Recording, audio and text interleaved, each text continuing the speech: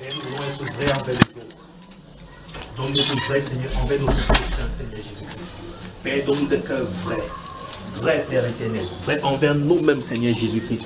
Oh Père, nous te l'avons te supplions, accorde-nous des cœurs vrais et des cœurs sincères, des cœurs vrais au-devant de toi, Père éternel, des cœurs vrais avec ta parole, Seigneur, des cœurs vrais envers nous-mêmes, Dieu Tout-Puissant, Seigneur, accorde-nous, Père éternel. Seigneur, nos cœurs sont au-devant de toi, tu les connais, Seigneur. Toutes les fois où nous sommes tombés, Seigneur Jésus-Christ, toutes les fois où nous agissons par hypocrisie, Père Tout-Puissant, tu nous connais, Seigneur. C'est toi qui sondes nos cœurs, c'est toi qui sondes nos reins, Père, tu les connais, Père éternel. Donne-nous d'avoir des cœurs vrais, Père éternel. Oh, tu exiges de nous de chacun d'entre nous un cœur honnête et un cœur bon. Oh, Père Tout-Puissant, donne-moi un cœur vrai, Seigneur. Donne-moi d'avoir un cœur vrai, Seigneur. Un cœur honnête, Père, au-devant de toi par ta grâce, au nom puissant du Seigneur Jésus-Christ. Au nom puissant du Seigneur Jésus-Christ. Merci, Père. Merci, Père éternel. Merci, Père, pour tout ce que tu fais. Au nom de Jésus-Christ. Amen. Amen. Prions également, bien-aimés, que le Seigneur lui-même puisse prouver notre propre volonté à sa volonté, à la sienne. D'accord? Nous prions au nom du Seigneur. Prions, prions, frère. Père Tout-Puissant, je te présente mon cœur. Je te présente mon cœur avec toutes ses volontés, Seigneur. Tous les desseins qui sont dans mon cœur, Père éternel. Seigneur, tu connais, Seigneur, mon cœur. Tu connais, Seigneur, mes projets, Père Tout-Puissant. Oh Père, tes projets, Seigneur, prévalent sur nos projets, Seigneur Jésus-Christ. Oh Père, tu as dit, tu nous commandes, Père, de nous confier en toi de tout notre cœur et de ne pas nous appuyer sur notre sagesse. Père, je te présente mon cœur, Seigneur, avec toutes ses volontés, Père éternel. Seigneur, puisses-tu prouver ma volonté à la tienne. Puisses-tu prouver notre volonté, Père, à la tienne, au nom de Jésus-Christ Nazareth. Oui, Père éternel, que ta volonté, Seigneur, que ta volonté s'accomplisse pleinement dans nos vies, Seigneur. Que ta volonté s'accomplisse pleinement, Père, dans nos foyers, Père. Que ta volonté s'accomplisse pleinement pour nos enfants, pour nos familles, Père Tout-Puissant. Oh, fais prouver notre volonté à la tienne, Père éternel. Oh, ma volonté, Seigneur. Qu'elle puisse se plier, Seigneur, à ta volonté, Seigneur Dieu Tout-Puissant. Accorde-nous par ta grâce, au nom de Jésus-Christ Nazareth. Oui, Seigneur, fais-le pour nous. Oui, Seigneur, fais-le pour nous. Accorde-le nous, oh Jésus. Merci, Père. Merci, Père. Merci, Père. Au nom de Jésus-Christ. Amen. Amen. Continuons de prier encore. Prions que Dieu nous donne d'obéir à sa parole, de mettre sa parole en pratique, qui nous donne d'être obéissants à sa parole véritablement. Amen. Prions au nom du Seigneur. Père Tout-Puissant, nous te présentons nos cœurs, Seigneur. Nos cœurs ô combien rebelles, Seigneur. Nos cœurs ô combien rebelles. Rebelles à ta parole, Seigneur. Rebelles aux enseignements que nous recevons, Seigneur. Nos cœurs qui sont lents à croire à ce qu'ont dit les prophètes, Seigneur. Lents à croire à ce que tu as enseigné, Père. Lents à croire aux enseignements que tu nous dispenses encore aujourd'hui, Seigneur du Tout-Puissant. Oh Père, nous avons des cœurs encore rebelles au-devant de toi. Nos cœurs sont remplis de rébellion à l'égard de ta parole, à l'égard de ton commandement, Dieu Tout-Puissant. Père, nous te supplions. Donne-nous d'obéir à ta parole, Seigneur. D'obéir à ta parole dans toute ton entièreté, Père éternel. Oh, de ne pas nous conformer, nous complaire, Seigneur, en nous-mêmes, Seigneur Jésus-Christ. De ne pas nous fortifier sur nos positions, Père éternel.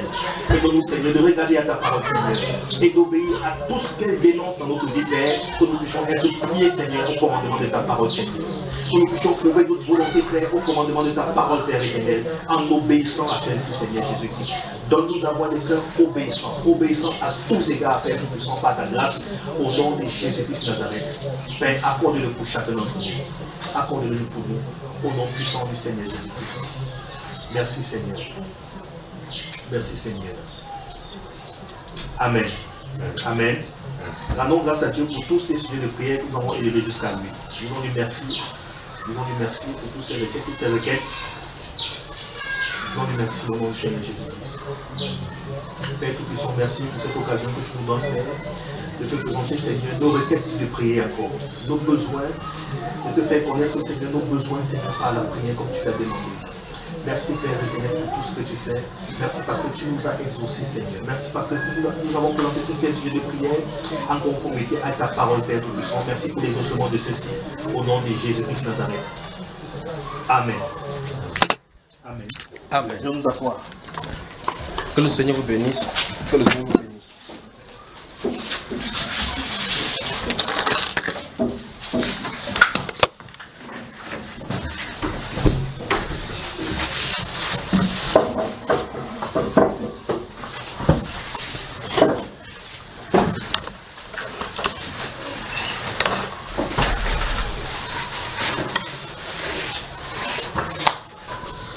Bonsoir les femmes.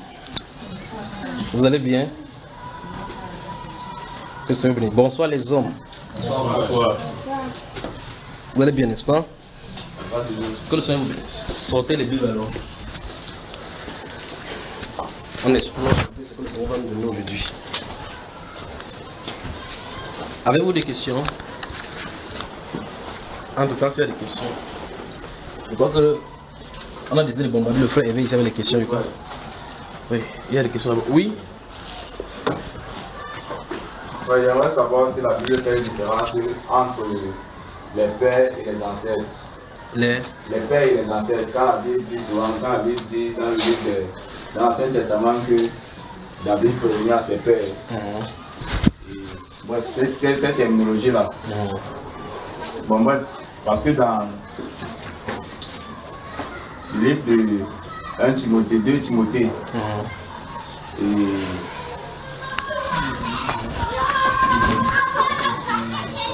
bref, l'apôtre Paul dit qu'il sait Dieu. Mais d'abord, ce que j'aimerais savoir, c'est est-ce que la Bible établit une différence entre la terminologie père et ancêtre? Bon, je suis père. Je suis un ancêtre. Non. Dieu est père, non? Il est ancêtre. Il est ancêtre, frère. Dieu est tout père. Il est même ancêtre. Il est ancêtre de qui? Donc, quand tu dis père et tu dis ancêtre, c'est avec deux notions différentes. Mais le problème, c'est que les notions peuvent arriver à un niveau, ça peut dire que ici l'ancêtre peut dire père, mais le père ça peut dire ancêtre. Ça ne veut pas dire que c'est séparé littéralement. C'est comme le mot âme. Quand tu vois l'âme dans la Bible, l'âme peut être la troisième partie de la matière. D'accord? La constitution de l'homme. À un moment donné, l'âme peut symboliser le cœur. À un moment donné, l'âme peut être la pensée de la personne. À un moment donné, l'âme peut être l'esprit de la personne. D'accord? Amen. Voilà, donc il faut toujours dire que l'âme c'est ceci, l'esprit c'est ceci. Il y a des moments où l'âme veut dire telle ou telle chose. De la même façon. D'accord? Amen. Des questions? Oui. La question que je voulais poser, c'est que l'apôtre Paul dit que dans 1 Timothée 6, il dit je rends grâce à Dieu que mes ancêtres ont servi. Là, il parle de qui? C'est ça que. Là, maintenant, avec la compréhension qu'il me dit, il parle de qui? Bon, il parle de ses ancêtres, peut-être les apôtres, des prophètes. Mais c'est ça dont il est question. D'accord. Autre question? Oui, mon cher. Et dans Matthieu 5, verset 8. Matthieu 5. Verset 8. Oui. Oui. Heureux ceux qui ont le cœur pur, Oui. car ils verront Dieu. Bon, c'est la vision de Dieu avec le cœur pur. Oui. Bon, à partir d'ici, si vous regardez dans l'Ancien Testament passage, ceux qui ont vu Dieu, est-ce que c'était continué tout parce que est-ce que c'était arrêté sur le cœur pur? Est-ce qui a déjà vu Dieu dans l'Ancien Testament? Prends peut-être le prophète Esaïe. Oui. Oui, quand il a après la mort du roi Osias, Oui. il va voir le Seigneur. Il voit le Seigneur physiquement ou bien spirituellement? Oui, on va spirituellement. Ici, dans ce chapitre 5, on dit voir Dieu comment? Voilà, ça doit être de façon.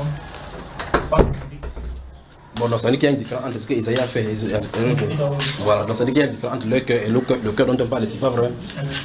Mais pour poursuivre là-dessus, bon, et cela est promis maintenant là. Oui. Est-ce qu'ils vont le rechercher? Est-ce qu'il y a une activité qu'ils doivent faire pour y arriver ou alors qu'est-ce qu'ils doivent faire pour que cela soit? C'est une promesse qui est conditionnée à ce qu'ils doivent faire ou alors ça ne dépend pas d'eux. Cite encore Matthieu chapitre 5 verset 8, qu'est-ce que ça dit? Heureux ceux qui ont le cœur pur, car ils verront Dieu. Quelle est la condition pour voir Dieu? Avoir un cœur pur. Voilà, la question devrait se poser, c'est comment faire pour avoir un cœur pur. Je crois qu'il y a des enseignements, on a déjà enseigné là-dessus. D'accord, c'est comment faire, je ne sais pas dans quel pays on a enseigné pour cela, comment nettoyer son intérieur. Quoi, c'est au Sénégal, oui.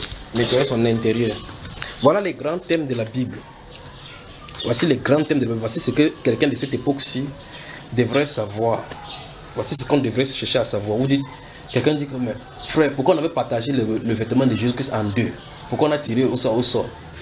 On a tiré au sort parce qu'on avait dit qu'on devait tirer au sort. Quand tu finis de répondre comme ça là, ça avance ton cœur dans la pureté. Vous voyez, n'est-ce pas? Voici les questions bibliques où on a avancé. Notez Matthieu chapitre 16. Merci Père. Matthieu chapitre 16. Notez. Oui. Donnez-moi une Bible s'il vous plaît. Merci Père. Si vous n'avez... Merci maman. Si vous n'avez plus de questions, on prend une direction là maintenant. Merci Père. Merci Père. Vous m'aimez, n'est-ce pas? Et même si vous ne m'aimez pas, ça m'empêche de vous aimer. Moi, je vous aime. Et donc, de la même façon, si vous m'aimez, vous devez me dire la vérité. C'est pour ça que je vous dis la vérité, même si ça vous fait mal, je vous dis quand même la vérité. Si maintenant je vous mens plutôt en disant, et plus tard, maintenant tu découvres que j'étais vraiment menti, est-ce que vous allez bien me regarder? C'est pour ça que je préfère dire la vérité aux gens, même si tu me fuis. Tu fuis, tu passes, sachant que tu as entendu la vérité. Quand tu as entendu la vérité, maintenant plus tard tu entends la vérité, tu vas seulement revenir que je te demande pardon, parce que tu m'avais dit la vérité, tu n'avais pas compris. Vous voyez, n'est-ce pas? Au lieu de dire le mensonge, ne dites pas le mensonge à quelqu'un parce que vous voulez maintenir une amitié temporaire. D'accord? La vérité peut blesser, mais ça ne tue pas. Et même ça tue. Ça te tue. Si tu admets cette vérité, ça te tue pour t'amener dans le bon endroit. Le mensonge peut te préserver momentanément, mais ça te donne le cancer dans le sang, doucement, doucement. Au finish, tu te retrouves dans un endroit où dans un système d'engrais où tu ne peux plus rentrer. Donc c'est mieux de blesser avec la vérité. C'est pour éviter ça que vous entendez le monde, on a sorti un proverbe que toute vérité n'est pas bon à dire. Non, personne ne dit jamais qu'aucun mensonge n'est bon aussi à dire. Il n'y a pas de proverbe comme ça pour le mensonge, c'est seulement pour la vérité. Donc on fait tout seulement pour pervertir la vérité. Alors je suis obligé de vous dire la vérité, d'accord? Donc je ne sais pas ce qui va aller là maintenant. Même s'il arrive, je sens le dire comme ça parce que quelque chose est venu sur moi. Si ça arrive, ça sort n'importe comment, préparons-nous seulement. Je ne suis pas venu avec la Bible, d'accord? Matthieu chapitre 16, c'est ce qui est dit, n'est-ce pas? Chapitre 16. Qu'est-ce qui est écrit là-bas? Prenons le verset 24 de ce chapitre-là. Permettez-moi de regarder ce qui est écrit là. Que Dieu vous bénisse, que Dieu vous bénisse. Que Dieu vous bénisse. Préparez-vous donc. Bientôt dans les actes des... Donc chaque fois priez que Dieu ferme le cœur du peuple au cri de la révolte. Vous vous souvenez de ça? Et vous, si vous avez des gens qui sont ailleurs, dites-leur de faire attention d'être dehors la nuit parce qu'ils vont faire des grèves, des rêves, vous appelez des rafles là-bas pour arrêter les gens. Ok, Matthieu chapitre 16, verset 24, qu'est-ce que ça dit ici? Ok, maintenant, merci Père. Je vais lire. Alors Jésus dit à ses disciples, Matthieu chapitre 16, tu y es ma chère? Verset 24. Alors Jésus dit à ses disciples, si quelqu'un veut venir après moi, soulignez veut venir.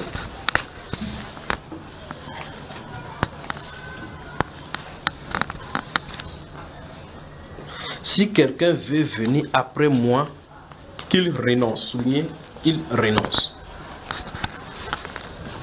Qu'il renonce. Vous pouvez venir voir ici, l'obscurité là. C'est bon ici. Allez, mets comme ça, là, je vais vous payer. Si quelqu'un veut venir après moi, qu'il renonce à lui-même. Soulignez lui-même. Remarquez très attentivement les phrases, les mots que vous allez souligner. Mais il n'est pas dit souligner, renoncer à lui-même. Il dit qu'il renonce. Il n'est pas demandé de souligner à lui-même, souligner lui-même. Qu'il se charge de sa croix et qu'il me suive. Souligner, il se charge de sa croix, toute la phrase.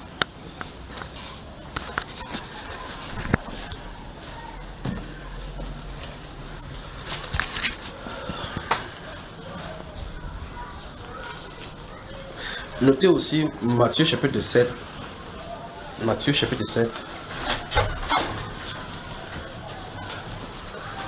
Notez.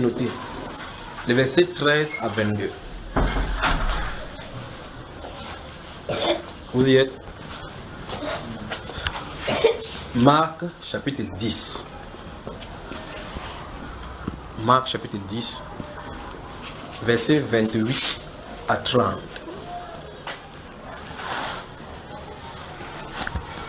Marc chapitre 10, verset 28 à 30. Notez Jean chapitre 12, verset 26.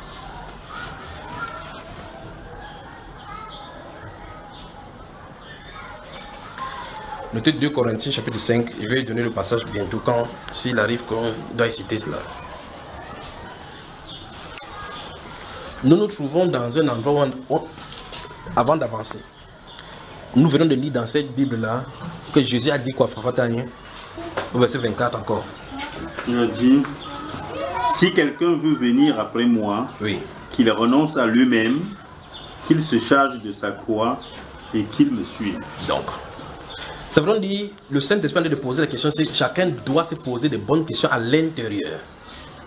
Chacun doit se poser des bonnes questions. Nous en lisant cette Bible-là maintenant, ces passages-ci, nous devrions nous poser les bonnes questions. Si vous êtes là maintenant en tant que chrétien, on doit se poser la question différemment par rapport à ceux qui ne sont pas encore engagés.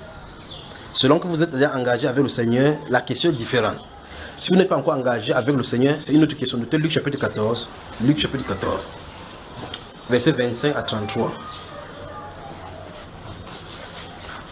Luc chapitre 14, verset 25 à 33. Chapitre 12. Donc Luc chapitre 12, verset 12 à 34. Vous voyez là, ça commence à nous amener là maintenant. Il va falloir qu'il fasse attention pour ne pas vous garder plus longtemps. Alors ici, le Saint-Esprit dit, c'est le Seigneur qui le dit là maintenant. Il dit, si quelqu'un veut venir après moi. Il a dit quelqu'un. Il n'a pas dit un chrétien, un musulman, un blanc, un noir. Il a dit quelqu'un, parce que le mot quelqu'un n'a pas de couleur. Vous savez ça, n'est-ce pas? Ça veut dire que si vous allez en Chine, vous lisez la traduction, ça veut dire quelqu'un en Chine. Vous allez en anglais, ça veut dire que someone. Someone n'a pas de race. Pas vrai, frère? Ça veut dire que s'il prend cette Bible-ci, il met devant moi et dit, je vais suivre le Seigneur. Notez Marc chapitre 9. Ça ne va m'arrêter les yeux.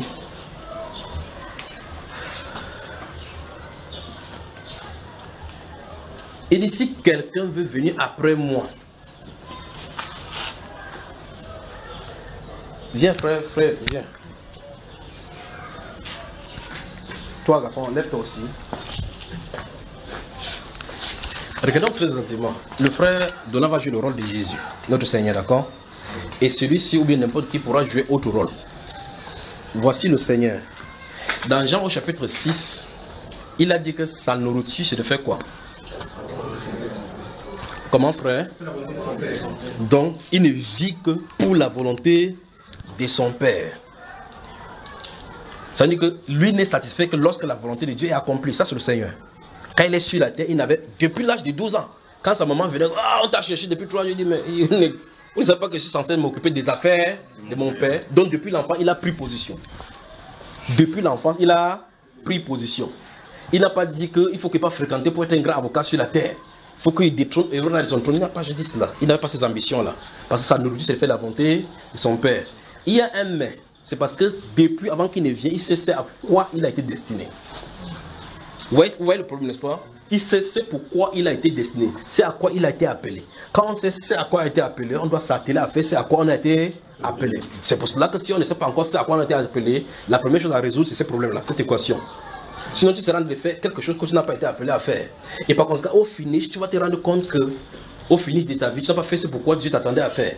Qu'est-ce qu'on va lui donner comme réponse? Donc, la première responsabilité de chacun de nous, c'est de savoir c'est pourquoi nous avons été appelés. Qu'est-ce que Dieu nous appelle à faire? Nous sommes là ce soir, je ne sais pas où nous avons nous amener. Voici le Seigneur qui a démarché. Il a déjà fait le sacrifice à la croix, d'accord? On va revenir sur ce sacrifice-là et son implication par rapport à nous. Maintenant, le voici, il bat son chemin.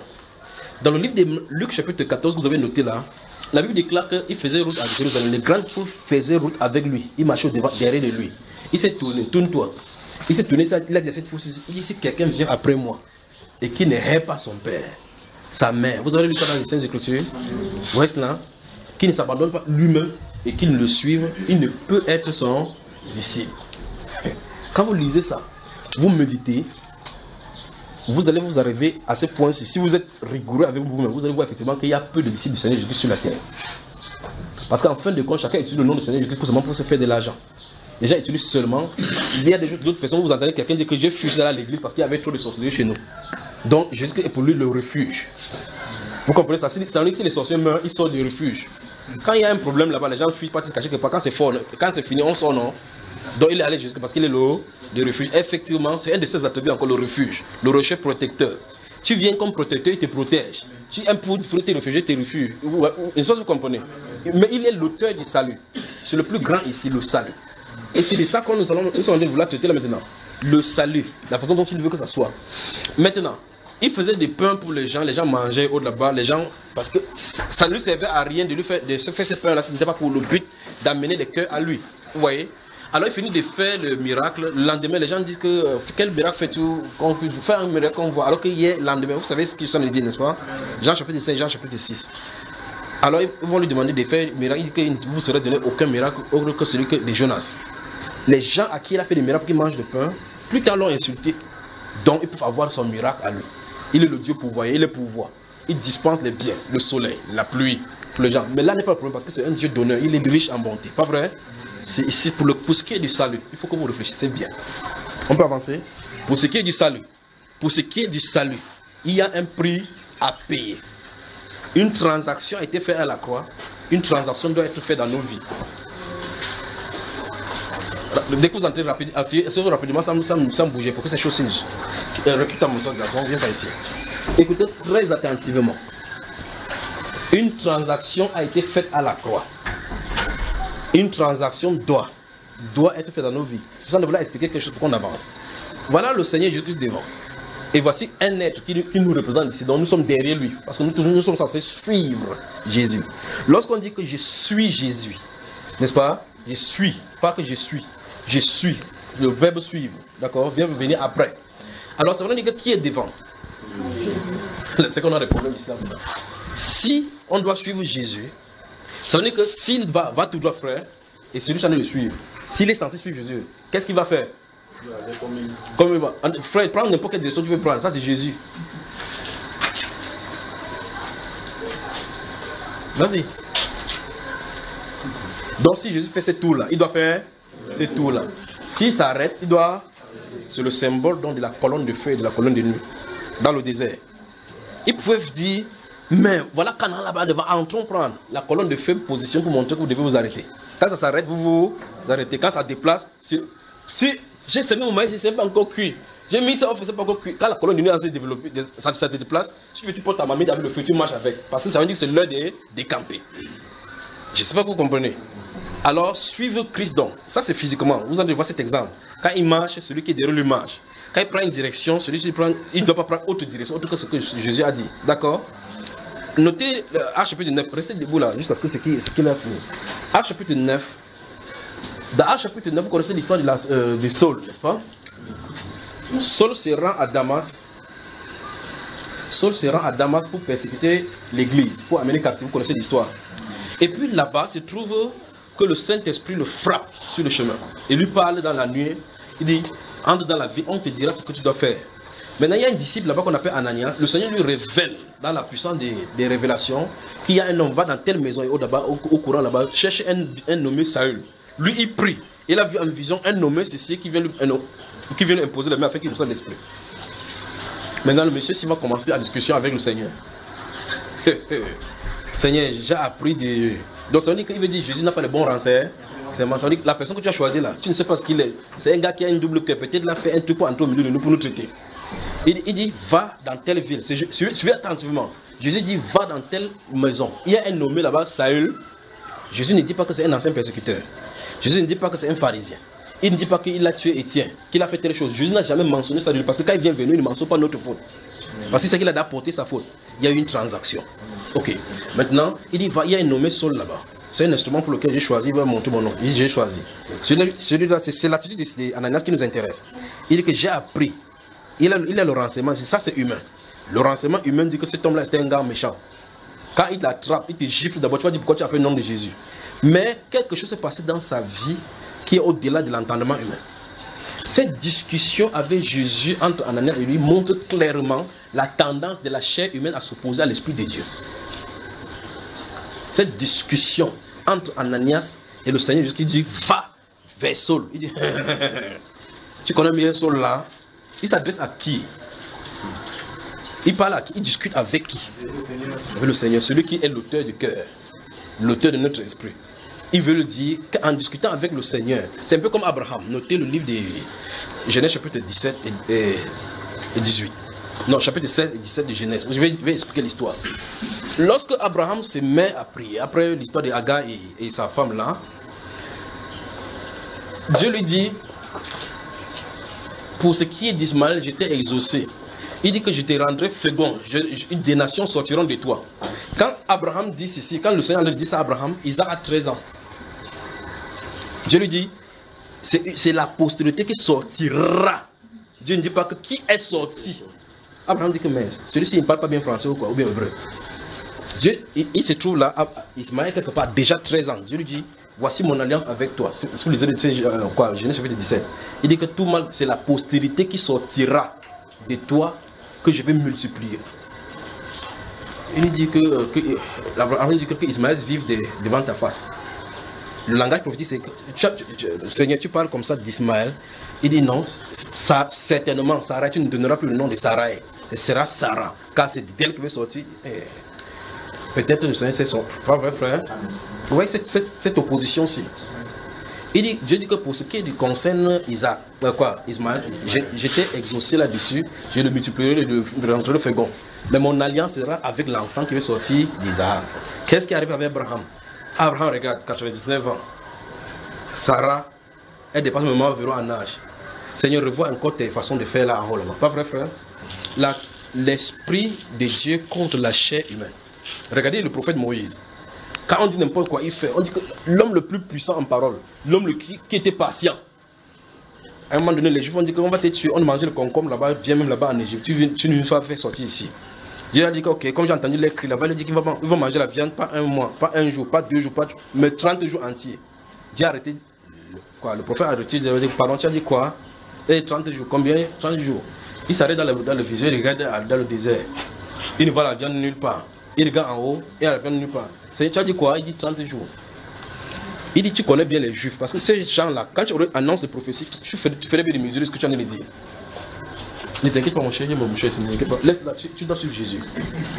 Reste ici. Chacun porte sa croix, non? Qui porte sa croix là-bas? Il porte la mienne ici. Alors, quand il a dit à Moïse, va leur dire qu'ils vont manger, ça va les sortir de la main de nez. Vous pensez que Moïse croyait vraiment la prophétie? Le voyage se tient là-bas. Ainsi parle l'Éternel. Vous allez manger pas un jour, pas 2 jours, pas un. Imaginez ce que Dathan, Corée et Abiram ont dit. Que ça ne s'accomplit pas, on va être traité ici dans le désert. Pas vrai? L'opposition de l'homme face à la manifestation de l'Esprit de Dieu. Nous voici donc avec le Seigneur Jésus. Il marche comme ça. Normalement, Ananias, dans ce chapitre 9, suit Jésus. Donc quand Jésus dit monte, il doit monter. Descend, il doit descendre. Voici pourquoi l'apôtre Paul est le type parfait des chrétiens qui suit Christ. Vous comprenez cela? Voici pourquoi l'apôtre Paul est le type parfait qui suit Christ. C'est pour ça qu'il pouvait dire dans 1 Corinthiens 11, soyez donc mes imitateurs comme je le suis moi-même de Christ. Il n'a jamais hésité. Même si les gens viennent lui faire opposition. Il dit que dans toutes les vies où je passe, l'esprit m'avertit que des liens et des tribulations m'attendent. Si toi on te dit que quelque chose t'attend au village, tu vas encore partir là-bas. Hein frère? Que tu vas baptiser Saint-Esprit, tu pars. Le frère dit que c'est baptiser Saint-Esprit. Donc entre temps, si tu vas baptiser Saint-Esprit, tu dis que ok, comme ça va tant que ça reste là.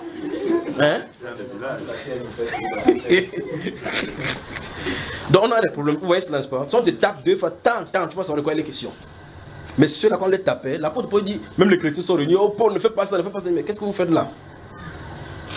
Il dit que pour Christ, il a abandonné tout. Si vous lisez le livre de Philippiens, chapitre 3, il a abandonné tout. Tout ce qu'il considérait comme de gain, il a abandonné tout pour la cause de Christ. Regardez, notez Philippiens, chapitre 3. C'est pour ça, c'est qu'on a dû le traiter, vous voyez que c'est un type parfait. Un type parfait. Alors, c'est vrai dire que l'apôtre Paul ne bougeait pas sans révélation de Christ. Même quand il a monté à Jérusalem pour aller voir les apôtres, c'était par révélation. Christ, le Seigneur, lui a dit, voici le moment, monte maintenant, vois tes frères. Parce que le moment est arrivé où chacun peut comprendre. Les velléités judaïques ont cessé, la tempérance avait baissé. Il faut que vous prouviez que la même chose qui est proche de vous, ça devait avoir plutôt la dissension. Mais le Saint-Esprit les a temporisés. Jusqu'à ce que chacun grandit à maturité. C'est ça, n'est-ce pas? Alors ils pouvaient venir maintenant, ils présentent la doctrine. Les autres gens et autres là-bas qui étaient regardés comme les colonnes de l'église de Jérusalem ont vu, ils ont comparé, maintenant ils ont dit que waouh, c'est la même chose. Alors ils ont donné leur main d'association. Pas qu'ils forment l'association maintenant des gentils et des grecs, c'est pas ça dont il est question. Ça veut dire que, frère, nous savons maintenant que la grâce de Dieu est sur toi, que Dieu vous bénit dans votre direction. C'est ce que ça veut dire, la main d'association. N'allez pas créer un truc où vous dessinez les mains dans la main, l'association main dans la main des apôtres. Ça ne veut pas ce que ça veut dire. Alors l'apôtre Paul était un type de chrétien. Si vous voulez savoir, vous dites, ah, si c'est difficile, suivez l'apôtre Paul. Il a dit que, clairement dans le livre de Timothée, afin que les gens dans la génération future puissent voir en lui. D'accord? Donc Dieu a dit que l'apôtre Paul c'est le modèle parfait du chrétien. On avance ici. Maintenant, que vous ensemble maintenant, que le Seigneur vienne dans cette direction-ci. Et tout à l'heure, il a fait dans cette tour-ci. Et que celui qui est censé le suivre dit non, non, non. Le Seigneur me fait continuer trop longtemps. Il va prendre une autre direction-ci. Est-ce que celui-ci suit Christ? Est-ce que dans cette direction, il suit Christ? Veuillez vous asseoir, frère. Que le Seigneur vous bénisse. Je vais vous expliquer maintenant. Alors, à la croix, il y a eu une transaction. À la croix, il y a eu une transaction. C'est les résultats de la croix doivent être résultats de transactions. C'est-à-dire, quelqu'un est allé à la croix pour payer une dette qui ne devait pas. Il a payé une dette de quelqu'un qui ne devait pas. Vous êtes coupable peut-être d'infortune. Quelqu'un vous a donné. Vous connaissez l'histoire de Matthieu chapitre 18. Vous me comprenez, frère? Ou bien je vais vite. Ok. Dans Matthieu chapitre 8, le Seigneur 18, le Seigneur a parlé de ces deux personnes qui ont remis les dettes et l'autre a refusé de remettre les dettes. Vous comprenez, n'est-ce pas? Maintenant, supposons que vous rencontrez ce monsieur-là qui devait 10 000 talents et à qui on a pardonné 100 et il n'a pas pu pardonner. Vous le rencontrez, vous dites, je paye ta dette, les 10 000 là, je rembourse. Parce que Jésus a dit à ce monsieur-là qu'on va te mettre en prison, tu ne sortiras pas tant que tu n'as pas encore payé le dernier cadran. Pas vrai? On le prend, on va l'amener en prison. Il sait effectivement qu'il doit de l'argent. On va prendre lui et sa famille, ça ne suffira pas pour l'argent. Il va aller comme ça. Quelqu'un passe par derrière et dit, monsieur, il vous doit combien? Il dit 10 000. Voici tes 10 000. Plus de bonus. Après, à un moment donné, là, le monsieur vous appelle. On ouvre la grille pour que vous entrez. Cran, cran. On dit, laissez-le. Le type, il va croire qu'il est en train de rêver, pas vrai, frère? Il va croire qu'il est en train de rêver. Et quand il se tourne en lui-même, on dit que le monsieur là a payé pour ta dette. Puis le monsieur reste tranquille. Là, je vous pose la question. Quelle doit être l'attitude de ce monsieur à qui on a payé sa dette, ce type de dette-ci? Quelle doit être son attitude vis-à-vis de la personne qui lui a payé ça sans lui devoir quoi que ce soit, sans lui demander quoi que ce soit? Il veut maintenant votre intervention. Il lui sera reconnaissant jusqu'à la mort. Il lui sera Reconnaissant jusqu'à la mort. Ok. Qui d'autre? Devait. Est-ce que celui-là invité d'être esclave?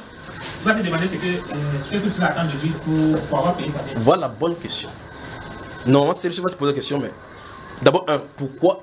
Qu'est-ce qui l'a poussé à payer? Qu'est-ce que j'ai de spécial? Ou mieux encore, pourquoi quelle est la motivation? Alors posons-nous la question. La Bible déclare que l'Éternel a fait tomber sur Christ notre Seigneur l'iniquité de nous tous, pas vrai? Tous ont péché et sont privés de la gloire de Dieu. On était privés de la gloire de Dieu. Et quelqu'un qui est la gloire de Dieu est venu pour porter notre péché, pour nous donner la gloire. Il y a une transaction. Il y a une transaction. Le coupable a été déclaré non coupable, l'innocent a été déclaré coupable. Alors je pose la question, je vous pose la même question. Qu'attend Jésus de nous? Qu'est-ce qu'il attend de nous? Qu'est-ce que Jésus attend de nous? Si cet homme-ci qui a payé le prix de 10 000 talents pour celui-là, dit, mais j'ai vu une de tes plantations là, de potage là-bas, ça produit bien. Le terrain là, ce serait intéressant que je fasse le jardin là. Ce serait intéressant que je fasse le jardin là-bas. Quelle est la réponse de celui-ci normalement? Même ça compte que il va dire, prends, parce que ça, ce jardin-là, ça n'atteint pas le prix de la rançon. Ainsi, quel que soit ce que nous pourrons faire dans la direction du Seigneur, aucune des choses que nous allons faire en action ne pourra jamais égaler le prix de la rançon de la croix. D'accord? Il dit aucune des choses, aucune action que nous pourrions faire sur la terre, c'est que ça serait le prix pour le péché que tu as de payer. Il n'y a aucun prix pour acheter le sang du Seigneur Jésus. Pas vrai? Je ne parle pas de ce qu'on vend dans la boutique qu'on appelle le franc sang aujourd'hui là. Donc si j'ai acheté le sang de Jésus à 2000, c'est votre problème. Donc le sang de Jésus est descendu, ça coûte 2000. Donc le sang de Jésus est accessible à tout le monde. Quand tu as un problème dans ton travail, tu achètes le sang de Jésus 2000. Tu achètes l'eau qui est sortie de sa côte, 1000 francs. Tu pulvérises sur les activités, tu mélanges le sang, parce que l'eau mélange avec le sang, pas vrai? Fais fou. Ça chasse les démons sur les activités, tu parles. Mais le sang précieux du Seigneur Jésus dont je suis en train de parler, c'est inestimable.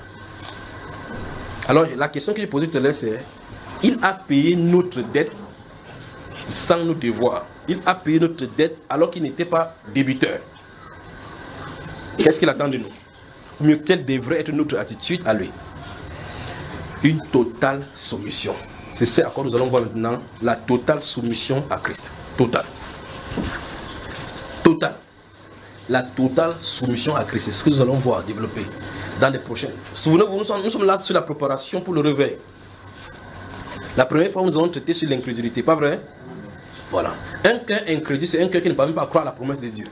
Et maintenant, vous voyez, pourquoi il ne croit pas à la promesse de Dieu? Tout à l'heure, nous avons vu dans cette activité, comment à un moment donné, donc, le Seigneur a pris un chemin. Celui-là est fatigué, du fait qu'il le suive comme ça, là, il prend autre chemin. C'est parce qu'il ne croit pas le Seigneur, qu'il ne marque pas le pas selon le Seigneur. Et par conséquent, il a dans son cœur encore des volontés qui lui sont propres. Et comme il a des volontés qui lui sont propres, il peut se dire que Jésus peut choisir telle chose, lui choisir telle chose. D'où la nécessité de mourir à soi-même. Donc une totale quoi? Soumission, ou bien un total abandon. Il n'y a pas de mot disciple dans nos vies appliqués véritablement au sens biblique du terme, ou bien au sens du Nouveau Testament, ou mieux encore au sens dont le Seigneur donne au mot disciple qui lui appartient, sans ces événements-ci dans nos vies. Il n'y en a pas. Au sens biblique du terme, du mot disciple du Seigneur. Parce qu'il y a les disciples des pharisiens, les disciples des Hérodiens, d'accord? Au sens biblique du mot disciple du Seigneur Jésus. Ou mieux au sens dans le Nouveau Testament. Ou mieux encore le sens que Jésus attend par ses disciples. Il n'y en a pas sans une totale soumission à sa volonté. Je suis en train de arriver quelque part parce qu'il veut dire quelque chose là maintenant. Parce que ces choses sont intimement liées à l'entrée dans la partie intégrante de ce qu'on appelle les promesses de Dieu pour nous. Je vais le dire ça au moins trois fois que c'est ici. Ce que nous sommes en train de voir là maintenant, c'est la pierre d'achoppement de la vie chrétienne. C'est ceci. Si on n'a pas observé ceci, c'est ça qui fait que nous ne pouvons pas entrer, ou mieux saisir, ou mieux manifester la promesse de Dieu pour nous, véritablement. Les gens croient effectivement qu'il faut faire des activités religieuses, on faut donner son offrande et autres. Ce sont des aspects bons de la religion. Mais tout sacrifice qui est donné sans une totale soumission de cœur à Dieu, c'est la religion. Prenez le temps de lire le livre d'Amos chapitre 4, verset 5. Il va dire, allez dans votre nouveau fête, allez faire les sacrifices. C'est ça que vous aimez, enfants d'Israël. Allez faire les sacrifices. Allez faire les fêtes solennelles. Donc quand il s'agit de Shabbat, de grands fêtes, de grands jours, les gens organisent des fêtes, de grands pompons. Mais dans ces solennités, Dieu n'y est pas. Parce qu'il ne peut pas voir l'iniquité associée aux solennités. Il faut traiter l'iniquité d'abord. Et l'iniquité sort d'où? Le Seigneur dit que c'est le cœur qui vient de meurtre, de ces choses-là. Vous voyez, n'est-ce pas, frère? Alors, un cœur qui dédaigne la volonté de Christ, ou mieux, accepte que Christ règne sur lui, de façon totale, c'est un cœur prêt à manifester les promesses de Dieu. Vous voyez comment le frère a posé la question. Heureux ceux qui ont le cœur pur. Le cœur pur, si le cœur est pur désormais, ça suppose qu'initialement il n'était pas pur. Mais il était impur à cause de quoi? La réponse doit être faite. Qu'est-ce qu'il y a dans le cœur qu'il faut purifier? Qu'y a-t-il dans le cœur qu'il faut purifier? Quelle est la manifestation ou bien comment reconnaître qu'un cœur est pur? Maintenant vous pouvez prendre un petit test. Un cœur est pur ou si vous entendez parler contre vous, ça ne vous fait pas, votre être ne change pas. Vous comprenez que vous êtes dans le niveau de sainteté du cœur. Ça veut dire qu'on vous dit, Jésus dit par exemple, que disent les gens de moi, que parlent les gens de moi? L'autre dit que tu es Élie qui est ressuscité, tu es Jean-Baptiste, on a coupé la tête, tu es encore sorti. Il est Jean-Baptiste, frère. Il est un ancien prophète. Est-ce que Jésus était un ancien prophète? Face à face, on a dit lui qui était quoi? Belzébuth. Vous avez vu là aveugle quelqu'un? Est-ce qu'il a aveugle quelqu'un? C'est le Élie qui se fâche, qui dit que je suis serviteur de Dieu, que le feu saute, ça te brûle là-bas. Jésus n'est pas comme ça. Il dit si je suis Belzébuth, je chasse dans Belzébuth, ça montre que son royaume n'est pas divisé. Vous voyez? Parce que s'il appelle n'importe quoi sur ces gens-là, ça va arriver. Il sait que son problème, ce n'est pas contre eux, c'est contre le royaume des ténèbres. Vous savez, n'est-ce pas? Donc, tout tester pour savoir si vous avez un cœur pur. Vérifiez dans votre environnement les gens qui parlent mal de vous. Puis vérifiez si vous les aimez, tout en entendant qu'ils ont parlé comme ça de vous. Alors, si vous êtes dans cet état, c'est l'amour est parfait en vous. Parce que l'amour parfait en vous bannit toute haine. C'est-à-dire, même si quelqu'un vous fait n'importe quoi, vous ne le regardez pas comme ami, mais comme un potentiel, un personnage de votre entourage que l'ennemi veut l'utiliser. Et par contre, vous regardez plutôt l'ennemi au travers de lui sans le haïr. Heureux ceux qui ont le cœur pur, car ils verront Dieu, parce que Dieu est amour en réalité. Si vous voulez seulement entendre les choses qu'on dit de vous, vous allez entendre quand la Bible le déclare, vous allez entendre même votre serviteur vous maudire. Donc ça veut dire que Dieu veut dire que ferme tes oreilles. On a dit, ferme tes oreilles là-dessus. Mais le problème c'est que ce que vous appelez un kanda, la chair, c'est un problème. Il y a des gens qui entendent, ils veulent l'appeler pour lui dire c'est 4 vérités. Quelles 4 vérités? Pointe quelqu'un. Pointe quelqu'un, dit quelles 4 vérités? Quels 4 mots tu veux dire? Si ce n'est je te hais, bien. Voilà les 4 mots que tu peux dire, non? Que je veux dire 4 mots. Je te hais bien. Tu vas encore dire quoi? Donc ça veut dire que tout ce que tu vas dire là, c'est pour l'appeler dans cette atmosphère, ça va résumer à ceci. Pas vrai? Pourquoi celui-là est à genoux là-bas? Viens, viens garçon. Tu t'appelles Esaïe Braille. Non seulement Esaïe le prophète, Braille, c'est-à-dire qu'il brille. Viens ici. Voilà, c'est toi ici, d'accord? Alors, pour tester que vous avez un cœur pur, voici le test. Voici le test, parce qu'en vrai, le cœur pur est lié à l'amour. Et le cœur pur est lié au pardon. On va y revenir, d'accord? Maintenant, je commence encore ce qu'il dit ici tout à l'heure. Cette notion de totale soumission, de total abandon que nous sommes en train de voir, c'est l'une des grandes pièces d'achoppement de l'histoire chrétienne, au milieu de la vie chrétienne, si non assimilée, nous empêche d'entrer dans la promesse faite par Dieu dans les Saintes Écritures. Et donc, vous voyez, il prend par exemple une promesse. Dans le livre de Luc au chapitre 10, verset 19, il dit, voici, je vous ai donné le pouvoir de marcher sur les serpents, les scorpions et sur toute la puissance ennemie. Et rien ne pourra vous nuire. Maintenant, ça c'est une promesse qui a été faite, déjà accomplie en réalité. Promesse faite, mais déjà accomplie. Il n'a pas dit, je vais vous donner le pouvoir. Remarquez très attentivement. Ça veut dire que, en tant que partie prenante de Christ, c'est un héritage automatique. Vous comprenez la différence, n'est-ce pas? N'est-ce pas que vous comprenez? Regardez, ceci est différent, mais vous recevrez une puissance lorsque le Saint-Esprit viendra sur vous et vous serez mes témoins. Ça, c'est une promesse qui doit être accomplie dans ta vie avant que tu ne commences. Parce que même si tu dis, ok, non, on a dit, quand je vais recevoir la puissance, je pourrais faire telle chose, il va aller témoigner. Okay, je ne cours pas témoigner. Est-ce que tu as reçu? Si c'est non, ça veut dire que tu dois encore recevoir. Pas vrai? Mais ici, il dit, voici, je vous ai donné le pouvoir. Ceux à qui il en est dit comme ça ne sont pas baptisés du Saint-Esprit. Donc, par l'autorité du nom de Jésus, vous pouvez bloquer un démon sans avoir le Saint-Esprit. Vous voyez cela? Parce que vous êtes disciples du Seigneur Jésus. Oui, on peut être disciple du Seigneur Jésus sans avoir le Saint-Esprit. Dit les Saintes Écritures.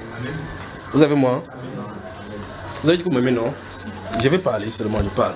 Alors, cette promesse de Luc chapitre 10, verset 19, c'est une promesse automatique pour ceux qui sont soumis au Seigneur Jésus. Ça veut dire que le Seigneur veut dire, pour tous ceux-là qui prennent confiance en moi, je me dois, par l'autorité de mon nom, de briser les démons qui les chatouillent la vie. Ça, c'est une partie intégrante de la promesse. Mais maintenant, comment quelqu'un, donc, sans être de lui, peut invoquer son nom en utilisant contre les démons? C'est pas ce que vous comprenez? C'est une partie dangereuse, assez dangereuse.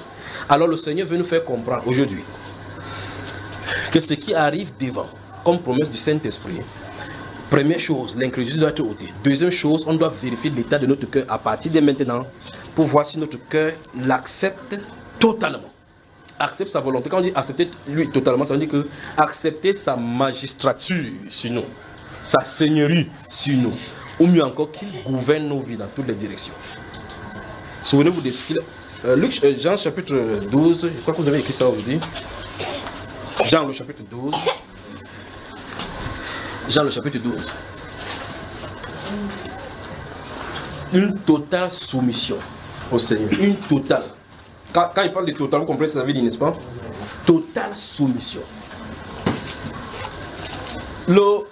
La vie chrétienne est devenue comme une partie de plaisir.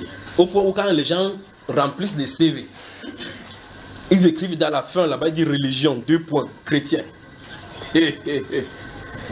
D'autres écrivent chrétien, et entre parenthèses, église réveillée. Pour que quand le boss va prendre le CV, il comprend que voici au moins quelqu'un sur qui on peut compter pour bombarder le feu sur l'entreprise. Pour que l'entreprise marche. Ça tombe entre les mains des évités satanistes, il dit ok, c'est vous qui nous dérangez ici dehors. Après tu vois que ton CV ne passe pas. La vie de Christ n'est pas une religion. C'est un style. C'est l'esprit du ciel qui doit entrer en action dans nos membres pour les réveiller afin de manifester la vie du ciel sur la terre. Ainsi, c'est un organisme, c'est un style de vie, une façon de vivre. Dans ces Jean chapitre 12, le verset 26, le Seigneur Jésus qui dit, je crois que nous avons d'ailleurs travaillé sur ce verset ici. Qu'est-ce que ça dit la première dernière? Si quelqu'un me sert, qu'il me suive. Voilà. Et là où je suis, là aussi sera mon serviteur. Ça veut dire que si Jésus se trouve là-bas, son serviteur est censé être où? Là-bas. On a le problème. Et qu'est-ce qu'il donne comme promesse? Si quelqu'un me sert, Le Père l'honorera. Ouais, donc, le Père, ça veut dire que dans la totale soumission se trouve l'accomplissement des désirs et des promesses de Dieu dans notre vie. Si quelqu'un me sert, regardez bien, voici quelqu'un qui est censé suivre Jésus. Jésus dit que si tu me sers véritablement, le Père, lui, va t'honorer.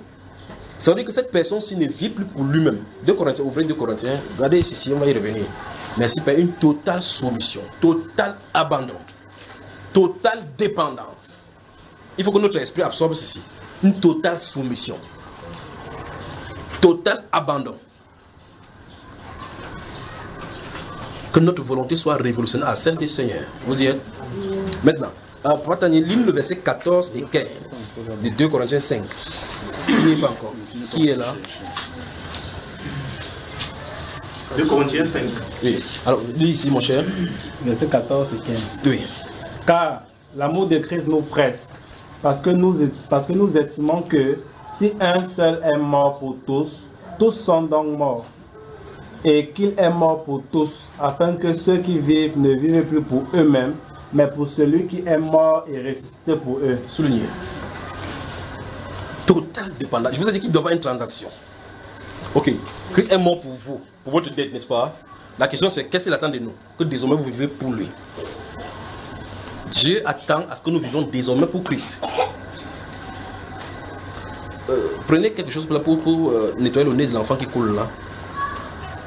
Vous voyez comment celui-ci doit, le petit garçon doit avoir la Bible au-dessus de son cœur. Il dit au Seigneur, si tu pouvais faire que ça entre dans mon cœur. Vous voyez? Vous avez le lotus là, prenez pour essuyer le nez de l'enfant. Ne le bougez pas, laissez le taille qui dort là.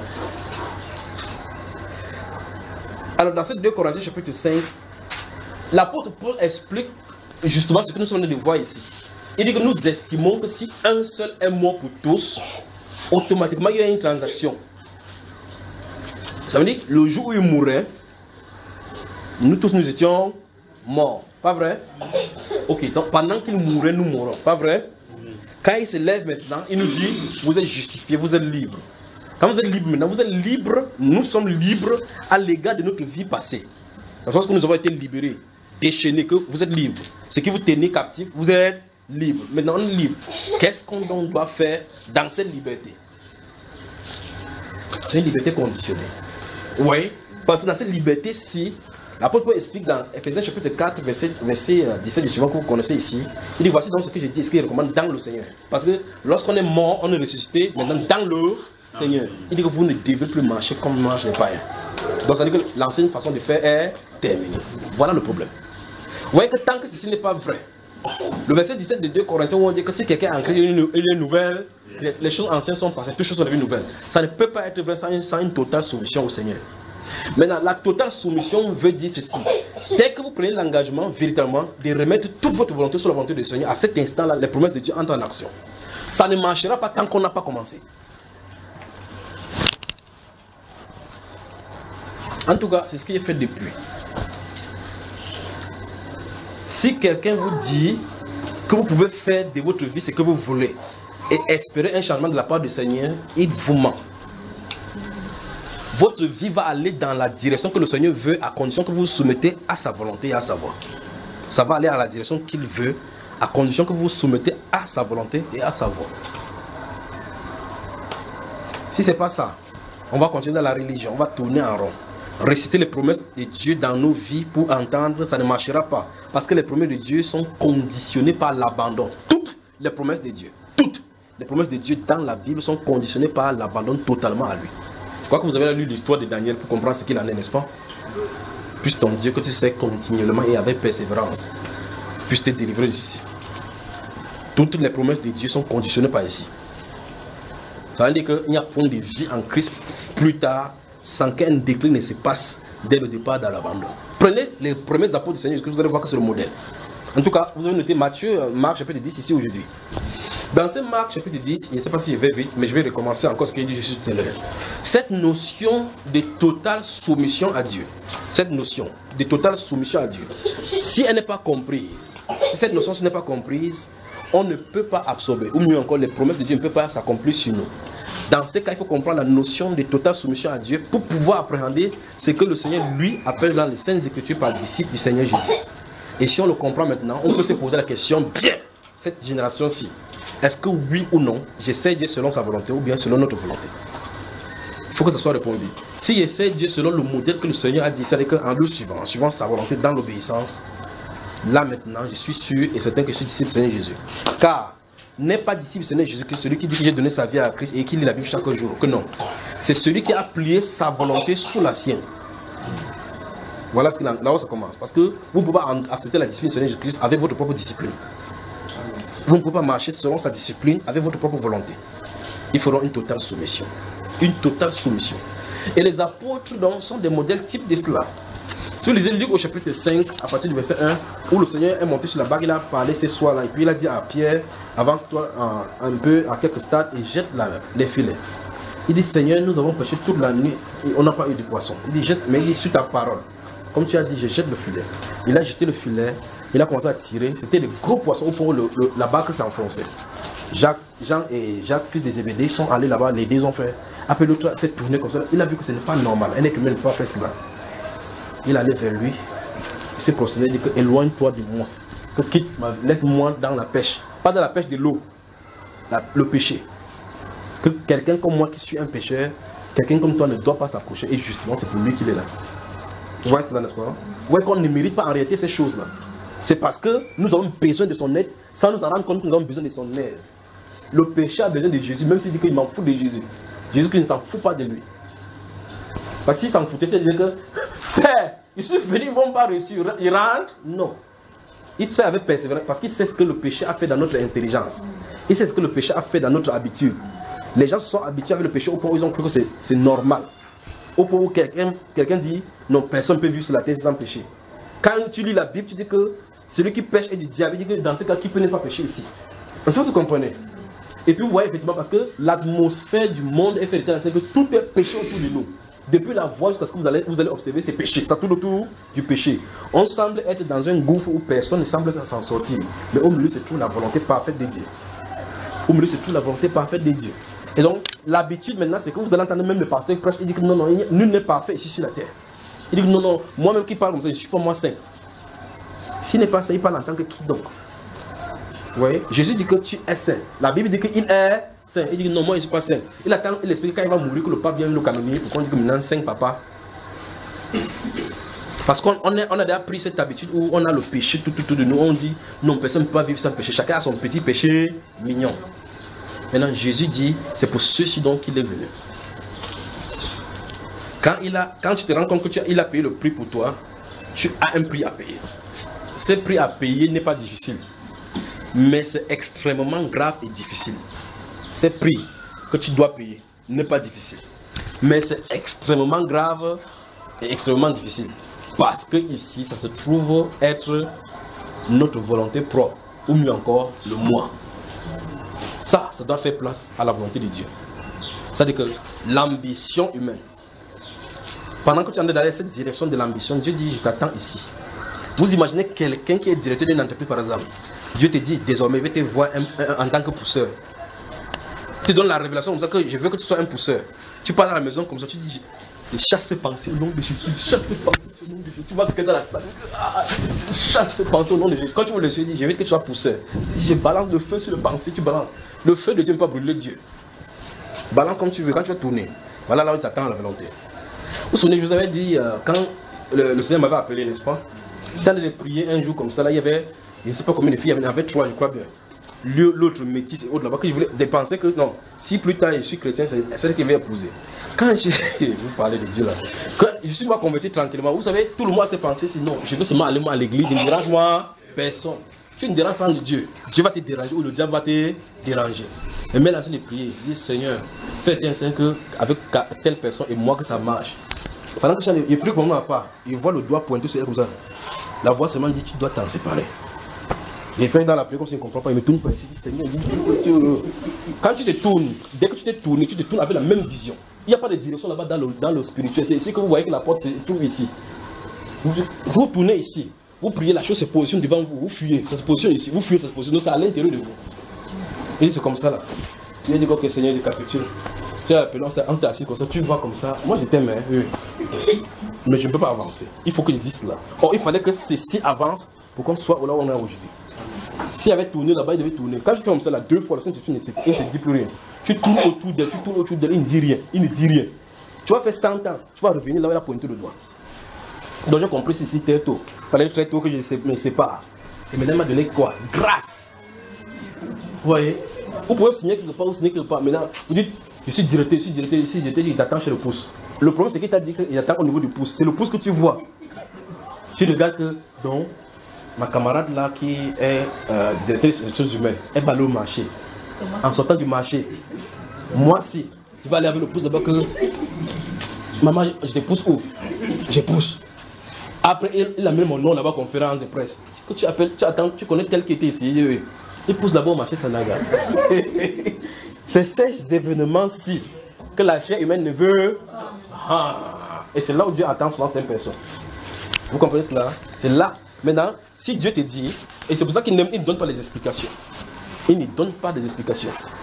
Le pouce, si tu continues ici, à un moment donné, on va vouloir donner quelqu'un dans la sorcellerie, c'est toi qu'on va tuer. S'il dit comme ça, tu vas dire Seigneur, sors-moi de là. C'est même maintenant qu'il sort de cette entreprise, pas vrai?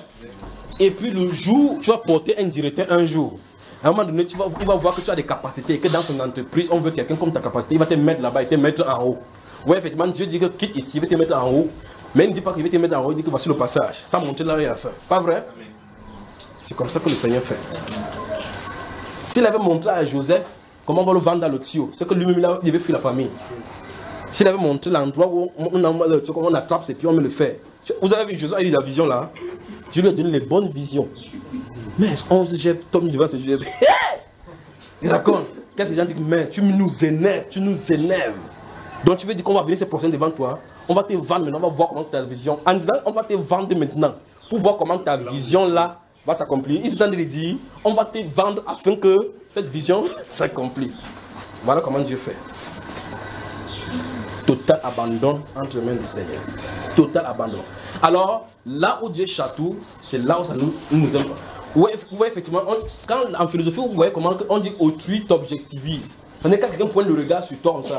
C'est sûr qu'on ne sait pas quel genre de pensée qu'il a sur vous. Peut-être dans des moi, sa grosse tête. Pas vrai, frère? Ce moi qui est à l'intérieur, qui est questionné par autrui, doit être remplacé par Christ. Pour que si vous questionnez n'importe quoi à l'intérieur, vous rencontrez Christ. Alors, vous pouvez donc dire avec aisance que je suis ce que je suis par la grâce de Dieu. Maintenant, pas que je vous ai élevé, que là où tu te trouves, tu dois être à cet endroit-là parce que Christ t'y a mis. Mais au préalable, il faut que Christ travaille à l'intérieur. Si Christ ne travaille pas à cet intérieur-ci, à quelque endroit que ce soit, l'ego humain va se lever. Une totale soumission à la volonté de Dieu. Vous avez ma soeur? La totale soumission donc à la volonté de Dieu est le facteur majeur et déclenchant des promesses de Dieu dans notre vie. Cette totale soumission, ce total abandon à lui, c'est-à-dire sans réserve de notre propre volonté, sans réserve de notre propre vie, style de vie. Lorsque nous nous abandonnons à lui ainsi, c'est là où le Seigneur commence dans sa vie. Vous allez regarder dans les Saintes Écritures, vous allez voir que les chrétiens du premier siècle dépendaient totalement du Seigneur, attendaient totalement de lui. Voilà pourquoi ils pouvaient défendre l'Église. Maintenant, les gens de l'Église d'aujourd'hui ont leur système de défense propre. Vous entendez quelqu'un progresser sa dénomination. Il va dire qu'avocat, ou dit que tu es membre de jury, des avocats maintenant défenseurs. Si l'Église a un problème, c'est toi qui vas en justice pour l'Église. Vous entendez des choses en milieu de l'Église, n'est-ce pas, frère? Que non, il y a un frère tel, il est juriste, et notre frère tel, il est avocat. Donc vous êtes le conseiller juridique au milieu de l'Église. Il y a le conseiller juridique au milieu de l'Église. En cas où l'Église a un problème, c'est lui qui va reprendre l'Église. Et maintenant, le Seigneur lui a dit, il a dit dans les Saintes Écritures, sur les Luc chapitre 17, versets 5 et 11, il dit que lorsque vous allez débaucher, on vous accuse quelque chose, on vous amène devant les gens, ne vous inquiétez pas de ce que vous allez dire. Ne préparez pas votre défense, l'esprit de votre Père qui parlera au travers de vous. Donc vous voyez qu'on a troqué l'esprit de notre Père avec les facultés juridiques, n'est-ce pas, au milieu chrétien. Le Seigneur ne peut pas être au milieu. Il faut donc qu'on revienne à notre une totale soumission à Dieu. Totale soumission à Dieu, ça veut dire, j'ai les Saintes Écritures. Je prêche les Saintes Écritures. Je vis les Saintes Écritures. Et je laisse les Saintes Écritures prêcher sur moi. Vivre en moi et me défendre. La totale soumission. Alors dans cet exemple que je viens de prendre, l'apôtre Pierre, quand il se lève, il dit, éloigne-toi de moi car je suis un pécheur. Jésus dit, c'est exactement pour toi que je suis venu. Désormais tu seras pécheur. Non. La Bible déclare dans ce livre de Luc au chapitre 5 qu'après avoir tiré toutes les barques, à partir du verset 10, la Bible déclare qu'ils abandonnaient tout là-bas. Ils le suivirent. Qu'est-ce qu'ils en savent maintenant? Ils abandonnaient tout. Si ça avait été dans notre génération, on va dire que non. Ils n'ont pas agi avec sagesse. Parce qu'au moins ces poissons-là, c'est du gâchis. On pouvait amener ça en famille, on met ça au congélateur pour que ça nourrit les gens. Pas vrai, frère? Mais il y a quelqu'un qui a aussi dit cela. Que ça a quoi bon de gâter ces parfums de 400 nars. 400 nars, 2 ans de salaire. Mais au lieu de verser ça sur le pied du Messie, comme ça qui sent même là. Mais on vend ça, on distribue ça aux pauvres. Vous voyez, n'est-ce pas? Des bonnes idées, mais démoniaques. Des bonnes idées. Ils abandonnaient tout. Oui, effectivement, quand tu abandonnes tout, ta volonté entre les mains du Seigneur, le Seigneur ne regarde plus le matériel. Vous voyez cela? Il ne regarde plus le matériel. Dans ces Marc chapitre 10, donc, lorsque Marc finit de parler de... C'est l'homme riche qui va venir le voir. Et après, Jésus va lui donner les instructions par rapport à comment on fait pour hériter totalement de la vie éternelle. Il va dire, quand le riche en est parti, il va dire qu'il sera difficile à un riche d'entrer dans le royaume qu'à un chameau de passer par le trou d'une aiguille. La Bible déclare que les disciples étaient surpris. C'est là où, quand les disciples sont surpris, vous devez poser des questions. Pourquoi ces disciples sont surpris? C'est à cause de la totale soumission au Seigneur. Voici quelqu'un qui vient voir le Seigneur Jésus-Christ dans ce livre de Marc chapitre 10 là. Maître, que faut-il faire pour avoir la vie éternelle? La meilleure question qu'un être humain doit poser et qu'un être humain puisse poser sur la terre. Et tu connais la loi? Oui, je connais. Lesquelles?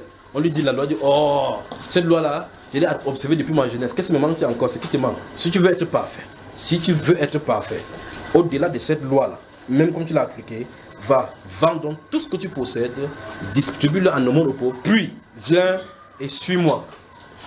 Voici la partie que le garçon n'aimerait pas souhaiter aimer. Suis-toi. Hein?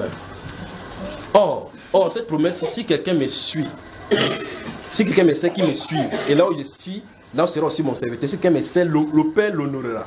C'est parce que toi et moi nous lisons comme ça. Ce n'était pas évident pour eux parce qu'ils n'avaient pas des écrits, ils entendaient seulement, il fallait garder ça comme ça. Que tel jour il avait dit telle chose, tel jour il avait dit telle chose. Nous sommes les plus gâtés parce que nous avons des écrits confectionnés aujourd'hui comme ça. Il marchait, il allait dans un endroit, il finissait de parler sur la montagne, il part. Ce qu'il a parlé là, c'est ça que tu dois garder. Pas vrai, frère? Quand il passe dans notre vie, quand il passe, c'est comme ça que tu dois garder. Il ne dit pas que sous les montagnes, c'est qui a cru à moi. Oui, oui. J'ai pris pour vous que Dieu vous bénisse, je vous scelle dans le Saint-Esprit. Quand il finit par parler, il traverse la route, il continue à parler seulement. Il sait qui il a pris. Il sait quel filet a pris qui. N'est-ce pas, frère?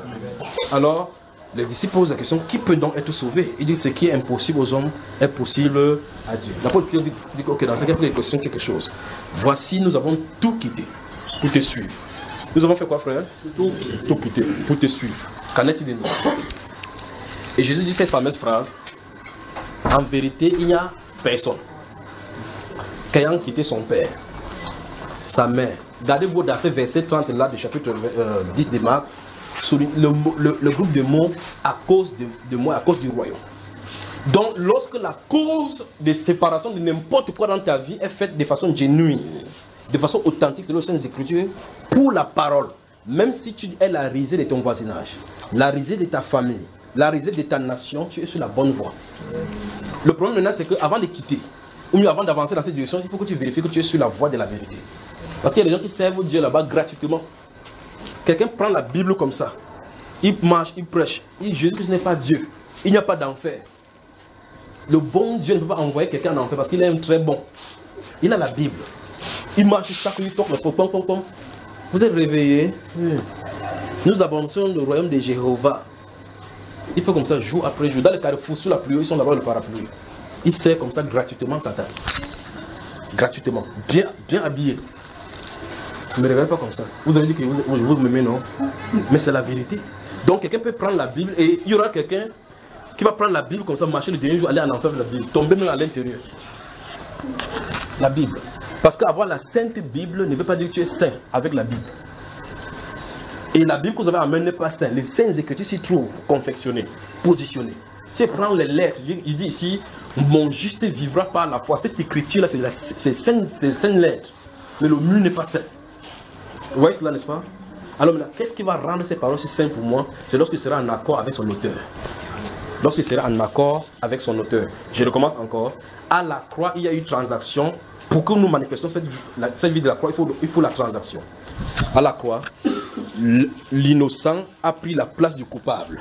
Après la croix, le coupable doit se soumettre à l'innocent. Voilà donc la transaction. La transaction, c'est que notre volonté doit faire place à la volonté de Dieu. La transaction, c'est que notre volonté doit faire place à la volonté de Dieu. Une totale soumission, un total abandon entre ses mains. Si ce n'est pas cela, souvenez-vous, la promesse de Dieu ne peut pas marcher. C'est donc cela que le Seigneur Jésus-Christ appelle donc ses disciples. Dans Jean au chapitre 8, le verset 30, lorsque vous lisez depuis le verset 1 du chapitre 8 de Jean, la Bible déclare que quand le Seigneur parlait, comme il parlait ainsi, plusieurs crurent en lui. Dans ces Jean au chapitre 8, et il dit aux Juifs qui avaient cru en lui, si vous demeurez dans ma parole, si vous demeurez dans ma parole, vous êtes vraiment mes disciples. Donc on peut être disciple du Seigneur Jésus sans en être le vrai. En langage simple, il a dit que quelqu'un peut se tromper, être ses disciples. Donc par conséquent, on peut se tromper, être chrétien. Vous demandez dans chaque souche de religion qui soit passée du côté des chrétiens ou ce qu'on appelle christianisme, chacun te dira qu'il est chrétien. Chrétien, oui, à quel niveau? Quelqu'un dit qu'il est chrétien non baptisé. Il dit chrétien quoi? Non baptisé. Et quel est ton rôle? Il dit que pasteur proposant. Pasteur quoi proposant? Quoi? Évangéliste assistant. Ah, les choses qu'on a greffées. Jésus dit que si vous êtes réellement mes disciples, la seule conséquence c'est parce que vous demeurez dans ma parole. Et sa parole révèle sa volonté. Alors dans ce Matthieu chapitre 16, verset 24, nous avons vu, le Seigneur Jésus dit que si quelqu'un ne renonce pas à tout ce qu'il possède, si celui qui veut le suivre, vous voyez qu'on a une volonté, on veut le suivre. Première chose, renoncer. Donc ça dit quand tu quittes là, ce n'est plus pour revenir. On met la main sur la charrue, ce n'est plus pour regarder derrière. Autrement dit, il faut bien méditer avant de faire le choix. Dans Luc chapitre 14, que je vous ai cité tout à l'heure dans la première partie, le Seigneur dit, en donnant deux paraboles, la parabole d'un homme qui va faire la guerre, il a 10 000 soldats. En face de lui, il a une personne avec 20 000. Il dit, si tu regardes qu'avec tes 10 000, parce que ça veut dire qu'un soldat va lutter pour deux, pas vrai? Il dit, si tu ne peux pas lutter, tu sais que tu ne peux pas gagner, laisse là, l'affaire de guerre va demander la paix. Ou mieux encore, c'est quelqu'un qui commence à bâtir une maison, tu dis, je vais bâtir cette maison, quand il défaut, ça laisser des immeubles, mais veut montrer qu'il y a des immeubles. Tu commences, tu as 200 000. On bâtit une maison avec 200 000 frères. Est-ce que des peurs d'avoir commencé, tu n'achèves et que les gens ne se mettent à t'érailler. Il dit ainsi donc, quiconque, verset 33 du chapitre 14 de Luc, il dit quiconque veut devenir mon disciple doit renoncer à tout ce qu'il possède. Deux questions au sujet. Sommes-nous disciples du Seigneur Jésus? Ça, c'est chacun qui doit répondre à cette question. Véritablement, on doit méditer, rester méditer. J'ai dit tout à l'heure à l'entrée, si on ne se disait pas chrétien, on a une autre question à poser. Est-ce qu'en regardant les conditions telles que données par Jésus, je vais avancer? Si ce n'est pas ça, restez tranquille jusqu'à ce qu'il vous appelle. Maintenant, si vous êtes d'accord de Jésus, mesurez d'où vous êtes sorti. Est-ce que depuis quand vous tournez en rond, est-ce que vous marchez dans sa volonté? Parce que si vous marchez dans la volonté de Dieu, tout tourbillon qui vient, c'est pour votre stabilité. Toute difficulté qui vient, c'est pour votre fortification. Toute persécution qui vient, c'est pour vous élever à la gloire. Mais, si vous ne trouvez pas bon de soumettre la volonté à la volonté du Seigneur, alors toutes ces trois choses que j'ai nommées ont pour but de te rappeler à l'autre afin que tu te soumets à la volonté de Dieu. Parce que là-bas, il y aura des challenges. Et il ne peut tenir dans le challenge que ceux qui sont enracinés et fermement appuyés sur lui.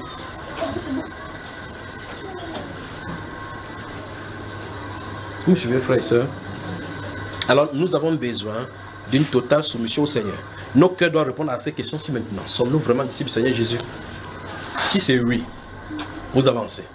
Si c'est non, réfléchissez encore. Quel est le problème? On a donc certainement dans ces conditions-ci des motivations sur le cœur, des volontés et des présages sur le cœur qui ne sont pas issus de lui. Dans le cœur purifié se trouve plongée la volonté de Dieu, comme le livre des Proverbes le dit. Il dit toutes ces choses, les projets de destinée là, sont plantés dans le cœur par prédestination. Et l'homme sage s'est épuisé. Pas que vous allez aller réfléchir que ouais, je vais savoir comme tout ce que vous allez pouvoir avoir été planté à l'intérieur. Mais il y a des choses qui ont grandi tout autour de nous pour étouffer ces choses-là. Alors c'est comme un exemple, comme j'ai dit, un exemple de Luc chapitre 10, verset 19. Je vous ai donné le pouvoir. Vous lisez ça aujourd'hui, c'est depuis longtemps qu'il avait dit ça. Quand vous lisez aujourd'hui, il ne dit pas je te donne. Il dit je vous ai donné. Ce style de pouvoir, ce n'est pas conditionné par le baptême du Saint-Esprit. C'est conditionné par la soumission totale à lui. Vous suivez ça, frère? Mais maintenant, pour ce qui est du témoignage et les autres choses, maintenant, pour être bouclé, il faut être scellé dans le Saint-Esprit. Mais vous recevrez une puissance, le Saint-Esprit survenant sur vous. Ça, il faut que ça soit accompli. Maintenant, et quoi, Actes chapitre 5, verset 32 dit, nous sommes témoins de ces choses, de même que le Saint-Esprit que Dieu a donné à ceux qui lui obéissent. Vous dites, j'ai obéi à Dieu, mais c'est un cas, mais il dit qu'il donne le Saint-Esprit à ceux qui lui obéissent. Vous voyez effectivement que, avant que la promesse n'arrive, il faut la totale soumission. Parce que le Saint-Esprit vous emprisonne quand il vous vient, vous... 1 Corinthiens chapitre 7. 1 Corinthiens le chapitre 7. Une totale soumission à Dieu. La totale soumission à Dieu implique automatiquement une totale obéissance à sa voix. Il y a des gens donc, qui lisent des versets bibliques. Quand ils lisent des versets bibliques, ils disent, quelqu'un par exemple, il lit au sujet du baptême. Après avoir lu dans la Bible que le baptême, après avoir dit baptême, il sait que le baptême, on doit plonger. Il dit, j'attends que Dieu me convainc. Vous comprenez que ceci a un sens? Est-ce que ça a un sens, frère? Est-ce que ça a un sens de voir, on dit, pardonnez-vous les uns les autres? On dit que non, il faut que Dieu lui-même me dise que je le pardonne. Qui a parlé là-bas? Hein, frère? Ne vous mettez point en colère. Non, ce qui m'a fait ne peut jamais le pardonner. Qu'est-ce que Dieu a dit? Il dit, Seigneur, je prie au Dieu, si c'est vraiment toi, fais que je ne le hais plus. Mais il a dit que celui qui hait son frère, c'est un meurtrier. Donc tu es un meurtrier, il faut seulement te repentir. Vous comprenez ce que ça veut dire? Il a dit quel livre? 1 Corinthiens chapitre 7,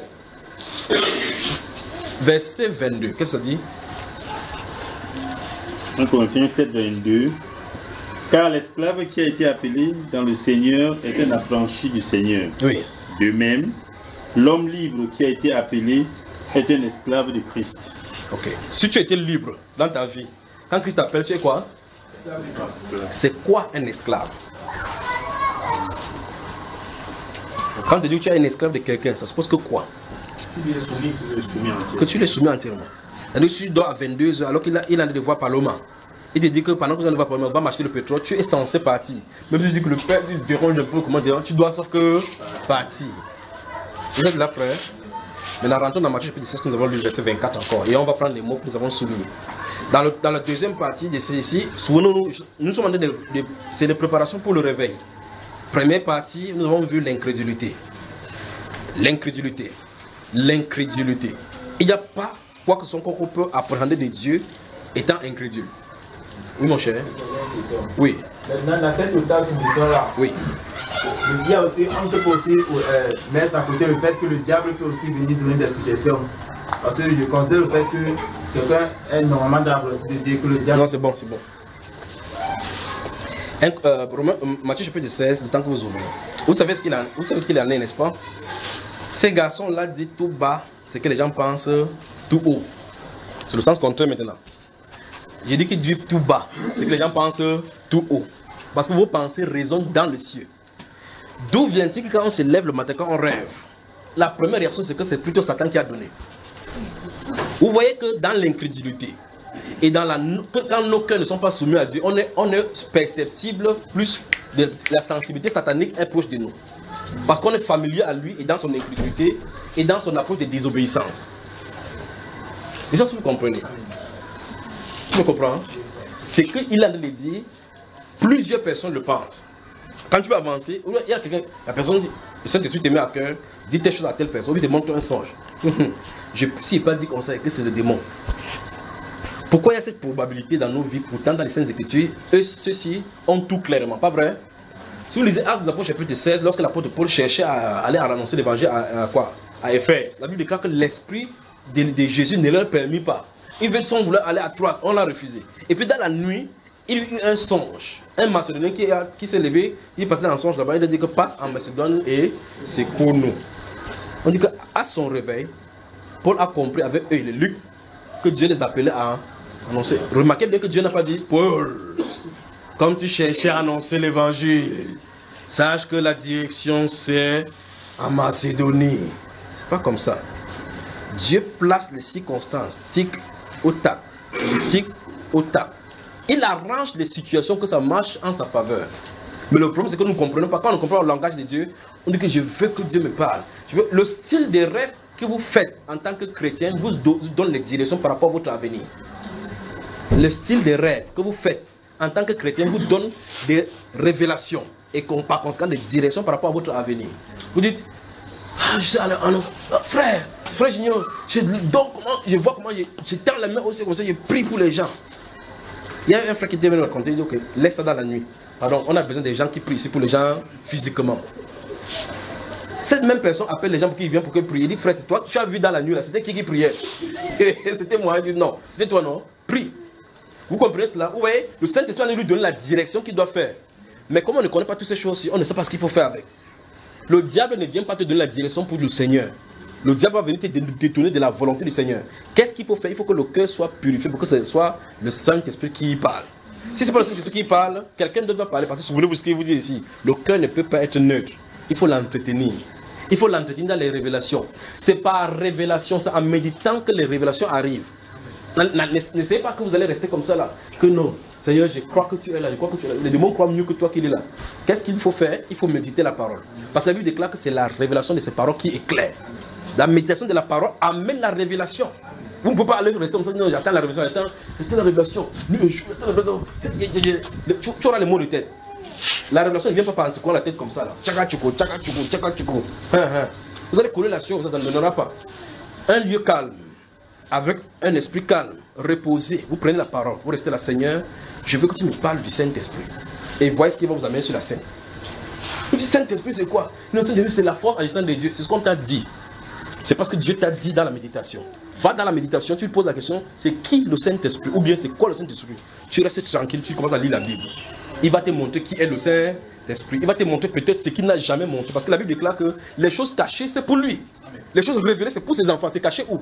Il dit dans les Saintes Écritures, j'arrive avec la méditation. Il dit dans les Saintes Écritures que ces choses-là sont écrites et c'est cacheté. C'est même scellé pour les disciples. Vous comprenez ça, frère? Oui. Si c'est caché déjà pour les disciples, ceux du dehors, c'est comment? Si aux disciples, c'est écrit dans la Bible, là, c'est caché. C'est caché. La Bible déclare que c'est écrit pour les disciples et c'est caché. Pas vrai? Il dit cache ces choses-là parmi mes disciples. C'est ce qui est écrit, frère. Donc le pasteur a voilé cela par prophétie. Le pasteur Isaïe, il a voilé cela par prophétie. C'est écrit là d'intérieur. Vous dites qui est le Saint-Esprit? Il faut la révélation pour amener sur la scène. Non, j'ai pris comme ça, il reste, il attend, Seigneur, il attend que tu me dis, il attend que tu me parles. Tu vas marcher dans la maison, quand tu vas te fatiguer, tu vas te coucher. Maintenant, voici ce qu'il faut faire. Vous voulez aller au lit, prenez du temps devant le Seigneur. Lisez la Bible. Appréciez-le dans l'immensité de sa grandeur.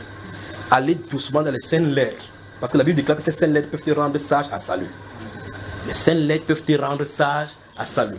Parce qu'en elles se trouve la révélation. Là, c'est caché l'immortalité dans ses écrits. Quand vous finissez, remerciez le Seigneur, déposez. Et puis la nuit, il vient vers vous. Vous ne savez pas ce qui s'est passé à Dakar. Vous devez m'entendre dans les enseignements. Comment on était là-bas avec Sarah, avec Abraham. Alors regardez, lorsque vous allez dormir, les dernières volontés que vous faites sur la terre, c'est WhatsApp. Vous savez qui veut dire là, non? C'est qui? Toto. Qu'est-ce que c'est qu'un Toto? Un Toto, c'est quoi? C'est quelqu'un. Toto, ça veut dire un zéro. Donc, au lieu de prendre le héros de la Bible, tu prends le zéro de la vie pour pouvoir dormir dans la méditation. Comment tu ne dois pas avoir le cauchemar? Que Toto est encore Wanda, il est encore très frappé, très fort. Après quelqu'un à côté de toi, un temps tu tombes, le téléphone tombe. On va voir tu ris. Tu ris. Nous avons des problèmes. Notre esprit doit être conditionné. Donc la manière dont vous dormez importe pour le Seigneur. La manière dont vous dormez importe. Parce que les Saintes Écritures disent dans le livre des Proverbes chapitre 3 que si tu prends ces écrits-là, tu les gardes au fond de ton cœur. Si tu l'embrasses et appelles la sagesse ta soeur. Il dit si tu gardes cela, tu scelles ça dans ton cœur. Quand tu vas te coucher, vous voyez cela, il dit tu fais ça, tu te couches. N'aie pas de crainte. Tu vas te reposer avec assurance dans le sein du Seigneur. Ne redoute pas une crainte soudaine, une attaque soudaine de la part de l'ennemi. Maintenant, comme on nous a facilité la tâche, on dit que lisez pas la Bible. On dit voici le sang de Jésus, une parle. Le sel de Dieu, une parle. Le sel de la main, une parle. La verge d'Aaron, parle. Vous achetez tout cela. Mettez la verge d'Aaron à la porte. Vous pouvez mettre le sang de Jésus sur votre lit. Vous mettez même ça encore, vous mettez ça les 4 coins de lit, les 4 coins quand on dormez là-bas. Le démon va vous gifler à partir de ce sang-là. Parce que ce n'est pas la façon que l'Écriture a dit. L'Écriture a dit dans Proverbe chapitre 3, il dit que c'est la parole qui protège. Pour protéger contre les femmes étrangères, la Bible déclare que ce sont les enseignements. Les enseignements qui vont entrer dans ton cœur, qui vont te préserver des femmes étrangères.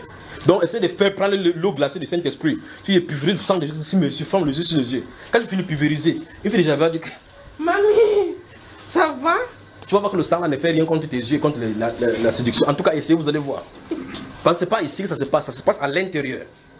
L'enveloppe, la puissance du Saint-Esprit doit gouverner sur le cœur. Quand ça gouverne sur le cœur, le Saint-Esprit t'aveugle sur le péché de la terre. Vous comprenez cela, n'est-ce pas? Donc n'essayez pas de porter le verre noir que désormais vous pouvez voir les filles dans la nuit. Fermez-le à l'intérieur. Fermez-vous à l'intérieur que Seigneur, je ne sors plus dehors. Quand tu ne sors plus dehors, c'est là où vous allez voir les anciens films que vous avez vus en 1980 qui vont revenir. Vous allez comprendre que vous avez gardé une discothèque dans le cœur. Parce que c'est à l'intérieur que ça se trouve. Une totale soumission à lui. Si on ne soumet pas notre aide et on s'entraîne dans la méditation de sa parole, il est impossible. Parce qu'en réalité, à l'instant, vous m'entendez maintenant, les choses, Satan a mis les choses là-bas, les fils barbelés. Ça se trouve à l'intérieur. D'où la nécessité d'être purifié à l'intérieur. Tu n'es pas purifié, tu vas rester seul. Je vous ai raconté l'histoire des moines qui traversaient la rivière là, non? Vous connaissez l'histoire. Il y a une belle fille comme ça, brune. Les moines disent, aïe, nous sommes à l'intérieur de la forêt, on ne bouge pas les filles. Vous savez, les brunes filles causent problème aux gens ici dehors. La fille, elle est sortie comme ça, s'il vous plaît. Monsieur moine a dit, qui? La fille a dit, je vais traverser l'eau. L'autre moine a dit, abomination, je chasse le diable. L'autre a dit qu'on ne voit quand même pas comme ça, c'est net. Elle a porté la... Vous avez les enfants, maintenant vous lirez là maintenant. Vous pouvez arriver là devant. Elle a porté la belle femme là sur son dos, entrée dans l'eau, pendant qu'elle posait, l'autre a dit, tu as porté le diable, tu as porté le diable, tu as porté le diable. Elle arrive là-bas, il dépose la femme là-bas, elle continue. Et moi je vais dire ça au grand maître, au grand séminaire. Tu as pour toucher le diable. Les hommes touchent ton dos. Oh, tu es moi, tu es moi. Vous allez au temple, au monastère là-bas. Il dit, mec, il dit, c'est quoi? Il dit, il a porté le diable, il a porté le diable, il a porté le diable. Le maître dit, le diable est haut. Il dit, c'est quoi? Il a porté une fille. On avait dit qu'on ne touche pas les filles, c'est pour ça qu'on est venu ici. Il a touché une fille, il a touché une fille. Il dit, mais moi, le maître lui dit, je ne vois pas de filles ici. Il dit qu'il a laissé là-bas en bordure d'arriver. Il dit, mais toi, tu l'as amené jusqu'ici. Vous voyez? Alors, la personne qui a porté la femme l'a laissé où? En bordure de mer. Parce que pour qu'il raconte l'histoire de cette femme, chaque fois, il va devoir avoir son image en lui. Vous voyez le problème, n'est-ce pas? Donc, ça se trouve à l'intérieur représenté. Alors, donc ça veut dire que tu ne peux pas te fermer la chambre. J'envoie le feu de l'esprit de Jézabel. L'esprit de Jézabel. Tous les films pornographiques que tu as vus, hein, tu vas voir comment ça va revenir là-bas. Tu vas savoir c'est quoi les questions de Jézabel. Comment nettoyer? Il faut se laisser gouverner par la parole. Il faut se laisser gouverner par la parole. Dis amen à chaque acte des Écritures. À chaque acte des Écritures, sans exception. Il ne faut pas seulement aller lire les Écritures, dire que je serai la tête et non en bas. Quand je serai la tête et non en bas, tu seras la tête et non en bas. Fini, tu déposes ça, tu sors la tête en haut. Tu vas voir ce qu'il en est. Ça commence par si tu obéis. Si tu obéis, si tu entends, tu obéis. Pas vrai? L'obéissance, la soumission, la totale soumission au Seigneur. Verset 24 donc. Alors Jésus dit à ses disciples, si quelqu'un veut venir après moi, qui renonce à lui-même... Stop. Remarquez encore une chose frappante ici, c'est que Jésus ne s'adresse pas à tout le monde. Il dit à qui? Ceux qui veulent venir. Non. Non. À ses disciples. Donc cette parole-ci est spécifiquement adressée à ceux qui s'appellent chrétiens. Pas vrai? C'est pour ça que le mot chrétien c'est un terme péjoratif. Le mot clair c'est disciple. Il faut vraiment comprendre d'abord disciple. Parce que chrétien, chacun peut dire chrétien. Parce que disciple, c'est quelqu'un qui a été discipliné par le Seigneur, qui suit sa doctrine. Vous comprenez, n'est-ce pas? L'apôtre dit que si quelqu'un enseigne des fausses doctrines, ça s'attache aux saintes paroles de notre Seigneur. Vous voyez ce qu'il en est, n'est-ce pas? Alors, la Bible déclare ici que, et puis Jésus a dit quoi à qui? À ses disciples. Que vous devrez savoir ce principe-ci. Il dit ça aux disciples. Que si quelqu'un veut venir après moi. Oui, donc ça veut dire que les disciples peuvent choisir de ne pas venir. Parce qu'il y avait des disciples, mais en secret. C'est ça, frère. Il dit que je crois seulement. Même on dit que parmi les Sanhédrin. Donc quand ils étaient assis comme ça là-bas, les gens jugeaient Jésus. Il y a des gens qui disent que moi, je crois en lui.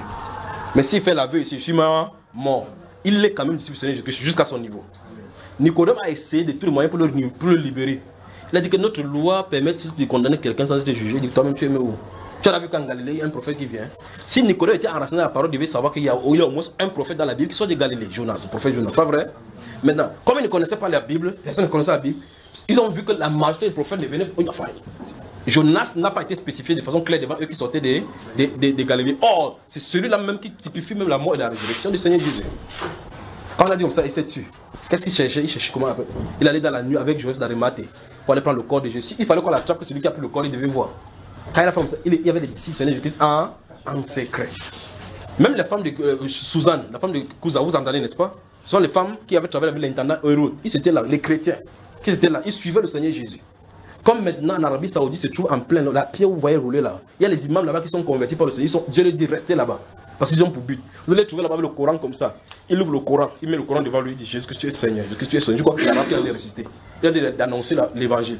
Parce que le Seigneur lui a demandé de rester sur la tête de l'islam parce qu'il va bientôt secouer là-bas.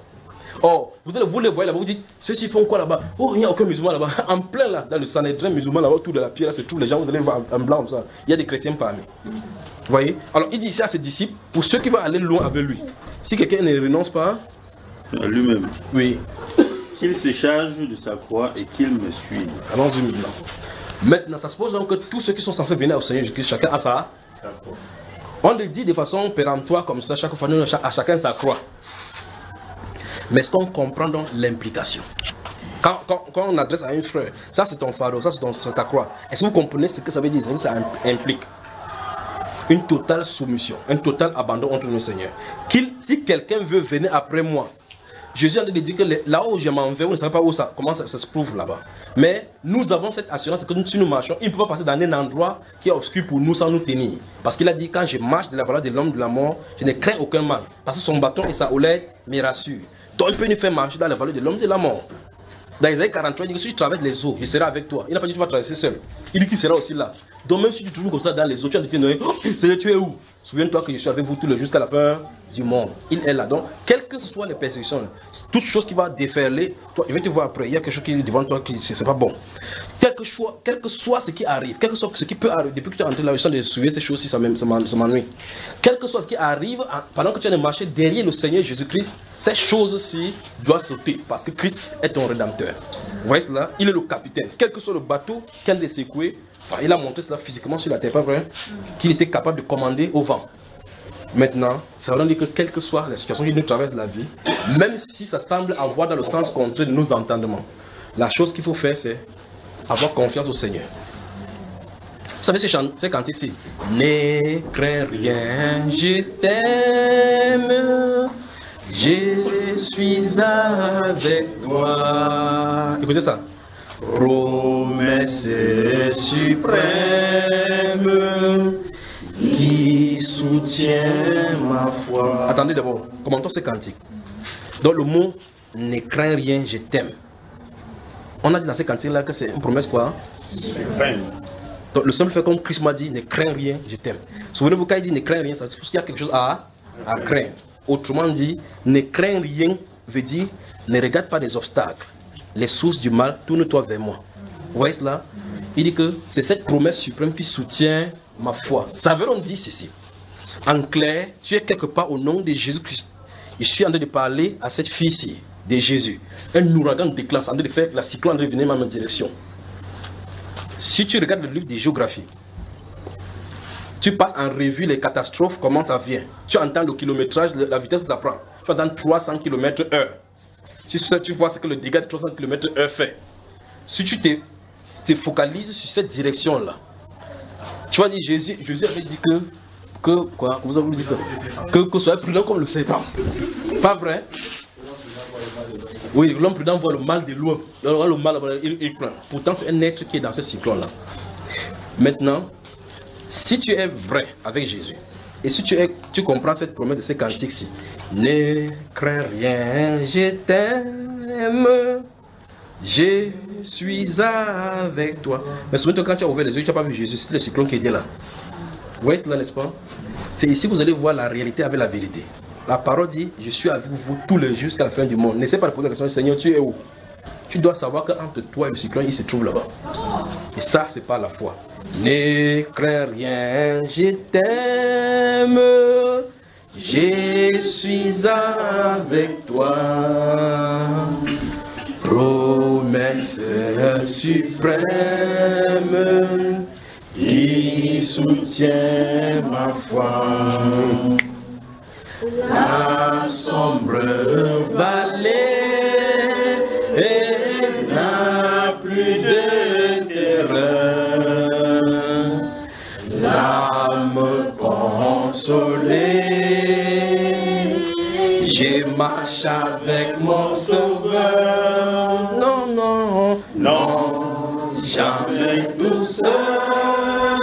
Oh non, jamais tout seul. douceur.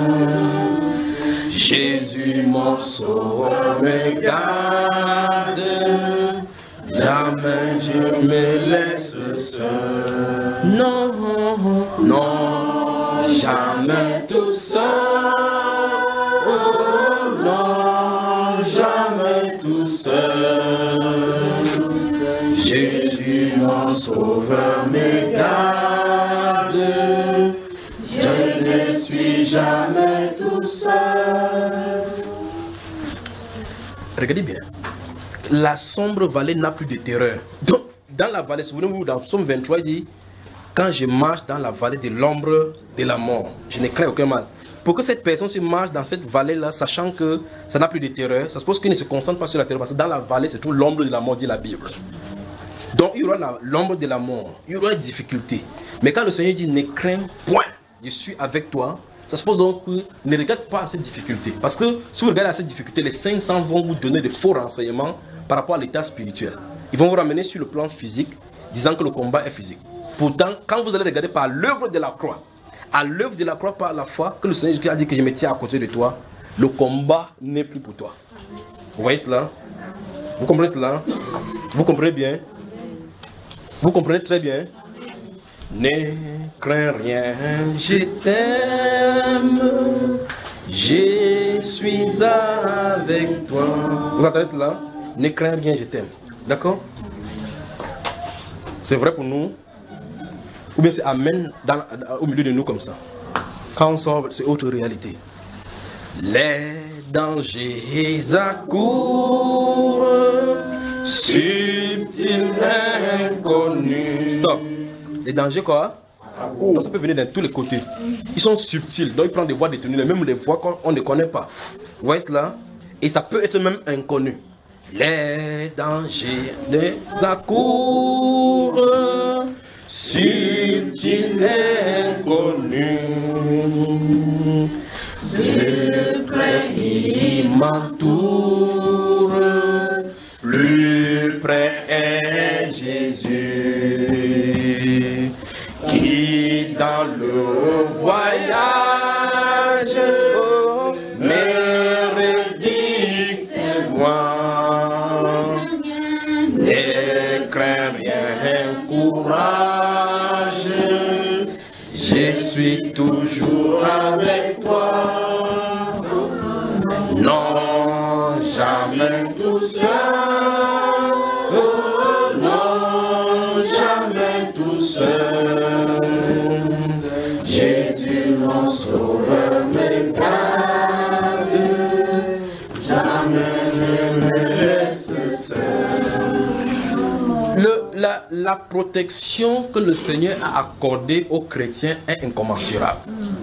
Si Dieu nous montre physiquement, au mieux dans une vision, les choses et les dangers auxquels il nous a délivrés, vous allez voir que le restant de votre vie en lui disant mais ça ne suffirait pas. J'ai accueilli un pasteur à la maison, il est venu à la maison, il m'a montré un endroit, il a fait l'accident. Avant qu'il ne vienne à la maison, il est mis à jeûne pour qu'il prenne le temps de jeûne pour qu'il puisse prier pour lui. C'est 3 jours avant qu'il ne vienne à la maison qu'il a eu la révélation d'où l'accident est sorti. Au milieu de son assemblée se trouve une cortège de sorcières.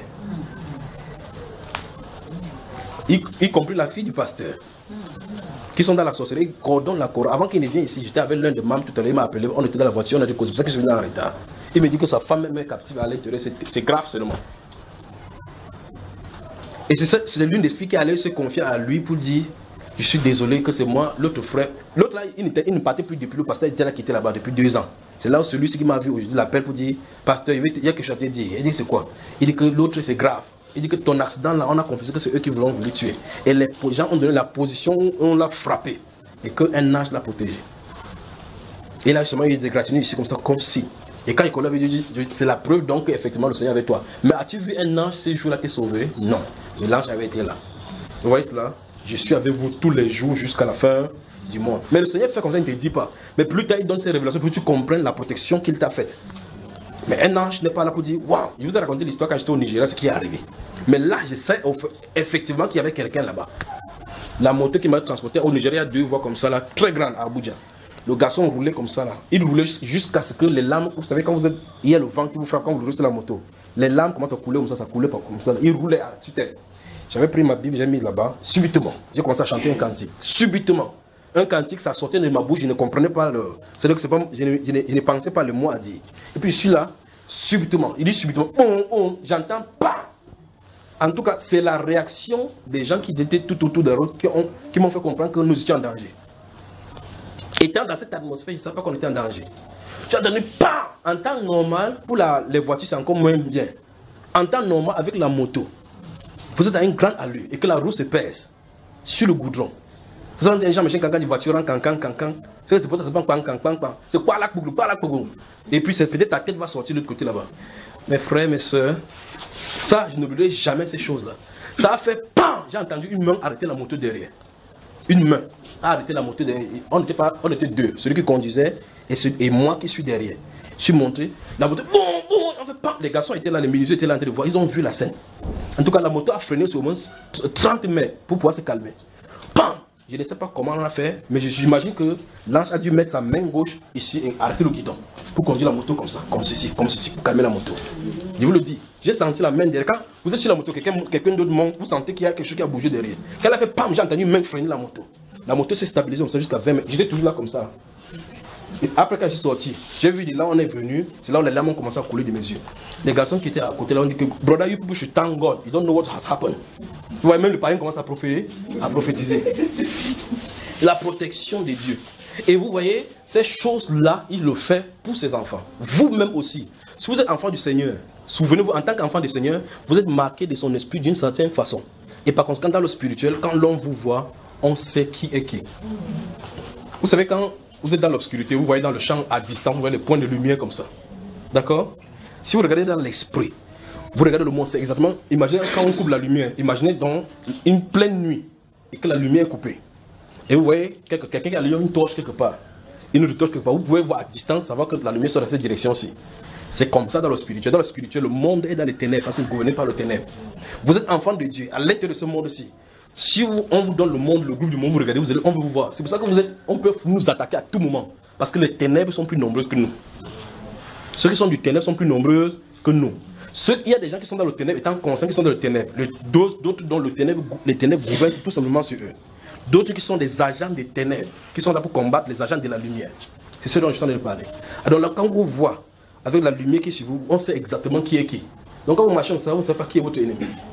Vous allez manger chez quelqu'un, vous ne savez pas qui il est. Vous achetez la tomate, vous marchez, vous ne savez pas qui il est. Un chauffeur de taxi, vous ne savez pas qui il est. Vous montez sur la moto, vous ne savez pas qui il est. Donc, on est vulnérable partout. Les dangers accourent, subtils inconnus, plus près il m'entoure, plus près est Jésus, qui dans le voyage, oh, mais qui c'est moi. Ne crains rien, courage, je suis toujours avec toi. Non, non, jamais tout seul. Oh non, jamais tout seul.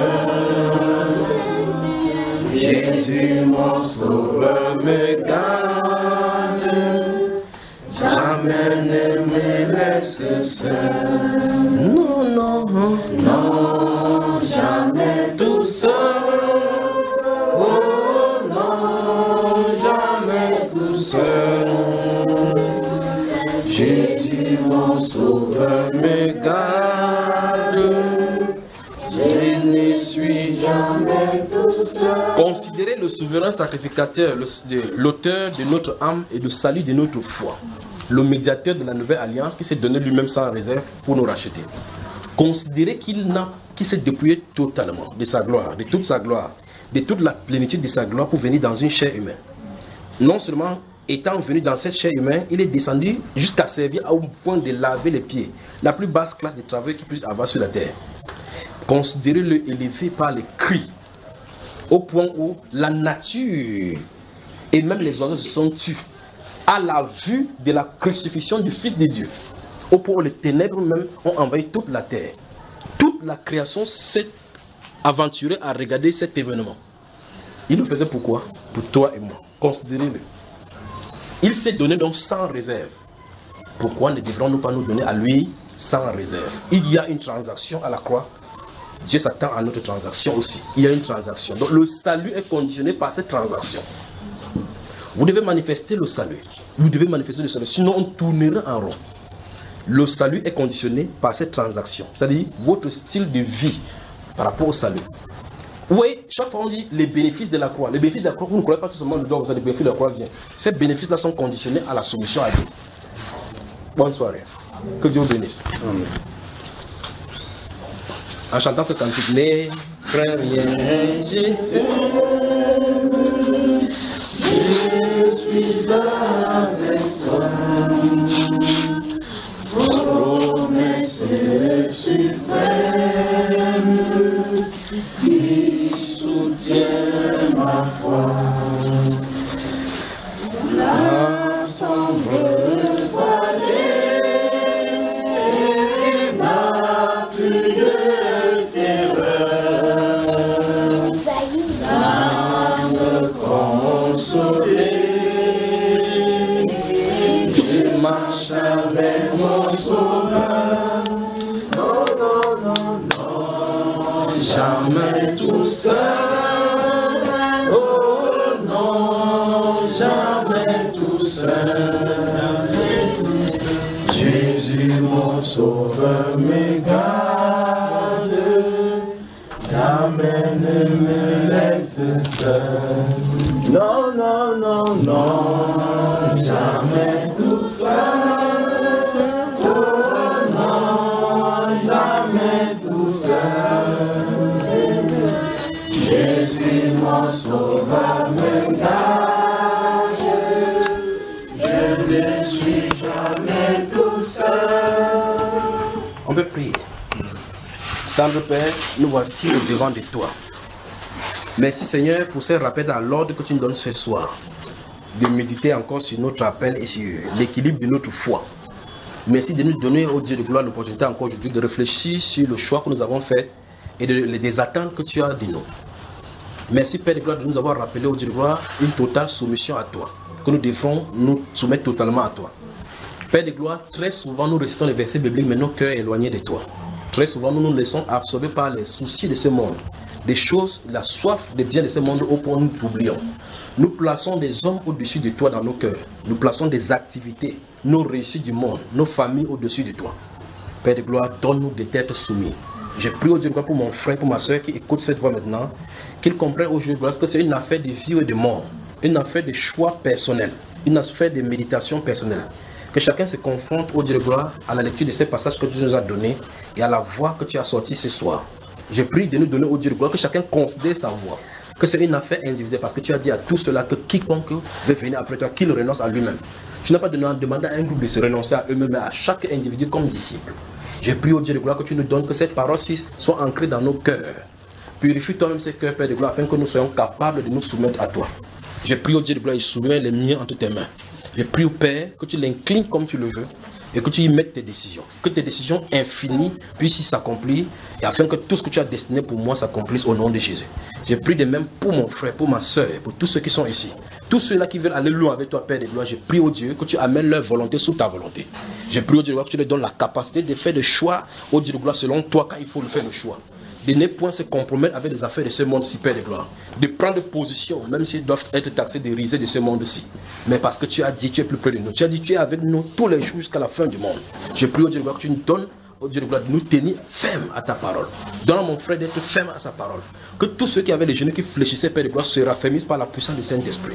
Je prie au Dieu de gloire pour les femmes, pour les sœurs, pour les hommes, au Dieu de gloire, qui faiblissaient dans quelque domaine que ce soit. Je prie que tu les fortifies dans leur choix. Je prie au Dieu de gloire pour tous ceux et celles qui voulaient prendre des mauvaises décisions, Père de gloire, selon toi. Je prie que tu raffermisses leur cœur et que tu orientes leur esprit dans ta direction au nom du Seigneur Jésus-Christ de Nazareth. Je prie, Père, que tu manifestes ta gloire et ta puissance en nous, que tu nous diriges dans ta volonté. Au nom de Jésus-Christ de Nazareth. Amen. Que Dieu vous bénisse, que Dieu vous bénisse, que Dieu vous bénisse. Devant toi, il y a asseyez-vous, c'est pas terminé là, il parle assez. Elle ne va pas, c'est pas s'il faut qu'on parle de ça. C'est le téléphone de qui ça? Qui t'a heurté? Prends mon cher, donne-lui. Cette chose se trouve devant toi. Il faut traiter avec ceci. Qui t'a heurté? Quand il parle de heurter, c'est quelqu'un qui t'a blessé. Tu étais cependant qu'il parlait de quelqu'un touche ton ego propre et puis il parle quelque chose qui te concerne et puis peut-être ça touche ton moi propre. Tu étais ici quand il parlait de cela, tu n'étais pas encore là. Qui t'a heurté? Toucher à ta sensibilité, ça c'est la sensibilité. Ça c'est la déception. Tu aimes qui t'a heurté? Donc c'est un obstacle là maintenant. C'est un frère. Il faut que ce problème soit résolu, d'accord? Il faut que ce soit résolu. Parce que là, on ne peut pas vous embrasser. Voilà un mur qui se trouve devant toi. Regarde, ça se trouve. C'est pas bon. On ne peut pas vous embrasser comme ça. Et profitez de ceci, c'est que ce de regarder dans cette direction de ces frères pour vous dire quelque chose. Souvenez-vous que lorsque quelqu'un se dit frère chrétien, frère en tant que chrétien, vous ne devez pas suspecter quoi que ce soit de mal en lui. Vous me suivez? Vous ne devrez pas suspecter de mal parce que l'amour ne soupçonne point de mal. Vous devez accepter au préjudice même de vous-même qu'on vous fasse du mal. C'est-à-dire que je vous aime, même si vous me décevez, c'est votre problème. Parce que cette personne, si comme il connaît le Seigneur va le corriger. Amen. Quel est le rôle, mon rôle, en tant que personne heurtée? C'est de prier pour la personne opposée. C'est mon rôle là-bas. Parce qu'en réalité, si quelque chose arrive pour compromettre notre amitié, notre amour en Christ, c'est un ennemi. Vous devez savoir cela, que c'est le diable qui est en train de faire cela. Vous comprenez? Le diable va utiliser les parties, les caractères insoumis de la personne qui se dit en Christ pour vous faire violer la loi de Christ Jésus. C'est-à-dire si quelqu'un a la colère en lui, si un frère, vous voyez un frère qui est colérique, le Satan va utiliser cet acte-là pour entrer en lui, pour manifester le désordre tout autour de vous, pour créer les dissentiments. C'est parce que c'est ce que je viens de dire. Et donc ceci, comme pour l'exemple de celui-ci, ce que tu es heurté de cette façon-ci, c'est la façon dont de se comporter qui importe. Toi également, je vais te voir, d'accord? Cette fois-ci, et c'est la dernière fois j'ai posé cette question-ci autrement. Je suis rentré à la maison, j'ai observé que la question n'a pas été répondue comme je te l'ai posée. Cette fois-ci, je vais te voir face à face, je vais parler. Je vais te regarder si je pose encore de cette façon. Si tu ne réponds pas, je reste tranquille, ce sera pour toujours. Donc j'arrive. Donc je t'en ai dit que cette façon de faire, qui est devant le frère, c'est dans cet antagonisme qui a eu lieu, ce désordre qui a eu lieu entre lui et un frère. Lorsque le Saint-Esprit permet que ces choses-ci arrivent, c'est pour que vous regardez où est-ce que vous en êtes avec vos relations. Amen. Vous me suivez? S'il y a des tensions, des frictions entre toi et quelqu'un, peut-être il y a l'impatience en toi ou bien l'emportement. Quand il n'y a pas ces choses-là, vous pensez que non, je suis à l'aise. Je suis à l'aise du Seigneur. Bon, oh ma soeur, comment tu vas? Je vais très bien. Christ est sur le trône. Même avant ça, il est sur le trône. Il faut qu'il y ait un problème qui se pose. C'est la réaction qui importe. Souvenez-vous de Christ Jésus. Celui qui maltraitait ne faisait point de menaces. Donc, comme il a été tenté de cette façon-là, vous devez être tenté. Nous devons être tentés. Et tant qu'on sera maltraité, on va voir si tu peux prendre position pour Christ et en Christ et comme Christ. Vous voyez? On vous dit quelque chose. On mal parle de vous. Vous n'invoquez pas le feu de Dieu. On dit des choses on mal parle de vous. Vous dites que le Seigneur vous bénisse. Sans que vous en ayez soit des contre-poisons que vous envoyez dans cette direction. Parce que cette personne, si Satan l'utilise pour envoyer une flèche vers vous, la chose consiste à arrêter cette flèche-là. Vous dites, je ne veux pas aller présenter ça à Dieu. Vous cachez ça, que c'est mon frère qui a fait cela. Remarquez bien ce que le Seigneur va faire quand il va revenir chez les Juifs. On lui pose la question, mais d'où te vient cette blessure? Il ne dit pas que vous voulez dire que vous ne connaissez pas où ça vient. Vous avez écrit la Bible comme ça, frère? Qu'est-ce qu'il a dit? Dans la maison de mes amis. J'ai pris ça chez les amis. Chez les amis? Comment tes frères ont pu te blesser comme ça? Mais il parle de pas vrai? Tous le verront, même ceux qui l'ont blessé. Mais il n'a pas accusé, parce qu'il accuse, là il va le juger. Et par contre, il va remettre selon la rétribution de ce qu'ils ont fait. Mais il fait fi de cela. Mais il y a la blessure sur lui. Il prend cette blessure. Il dit, ok, c'était pour un bien. Comme Joseph a dit. Vous savez, dans Genèse chapitre 50, verset 20. Alors papa est mort. On dit qu'on est fini, mon gars. C'est lui qui commande toute la main. On est fini. Il dit, ne vous faites point de peine. Que le Seigneur a permis que ceci arrive. Que vous me faites ça. Pour que ces choses qui arrivent maintenant soient, que le monde soit sauvé. C'est pour dire que je ne suis pas à la place de Dieu. Il ne doit pas vous juger. Vous comprenez, n'est-ce pas? Alors donc, quand des antagonismes arrivent au milieu chrétien, C'est pour ça que la Bible déclare que celui qui est debout prenne garde de tomber. Et que si quelqu'un est fort spirituellement, il doit soutenir les faibles. Parce que la Bible explique que les faibles en milieu chrétien sont nécessaires. Les faibles, c'est Dieu qui les a mis. Vous montez, vous descendez, avant que Christ ne vienne dans la gloire, il y aura toujours des faibles parmi les chrétiens. Parce qu'il n'y a pas une partie de ton membre qui va devenir fort comme le coup de poing. Jamais. La partie faible sera toujours faible, mais ça doit seulement faire son rôle, étant dans cette faiblesse-là. Alors souvenez-vous, lorsque quelque chose arrive en tant que friction, gardez-vous à l'esprit qu'il s'agit d'un ennemi, de l'ennemi qui veut entrer en votre sein. Si vous avez appréhendé cela et que l'autre n'a pas appréhendé, acceptez qu'on marche sur vous, sur votre doigt. Acceptez qu'on vous malparle de vous. Plus tard, quand le Seigneur va le visiter, la personne va venir te demander avec les larmes aux yeux, mon frère, pardonne-moi, vous allez vous embrasser et avancer. D'accord? D'accord, mon cher? Donc, tu dois devoir revenir sur ce terrain-ci. Parce que ceci a permis que tu prends les décisions maintenant, si tu as bloqué ton cœur. Tu dois faire ça, frère. Tu ne dois pas faire cela. Tu vas rentrer à cet endroit-là pour, face à face, seul à seul, vous expliquer, vous embrasser. D'accord? Donc, toi, tout à l'heure, je te vois, je vais te poser maintenant la question directement parce que... Bonne soirée. Que Dieu bénisse.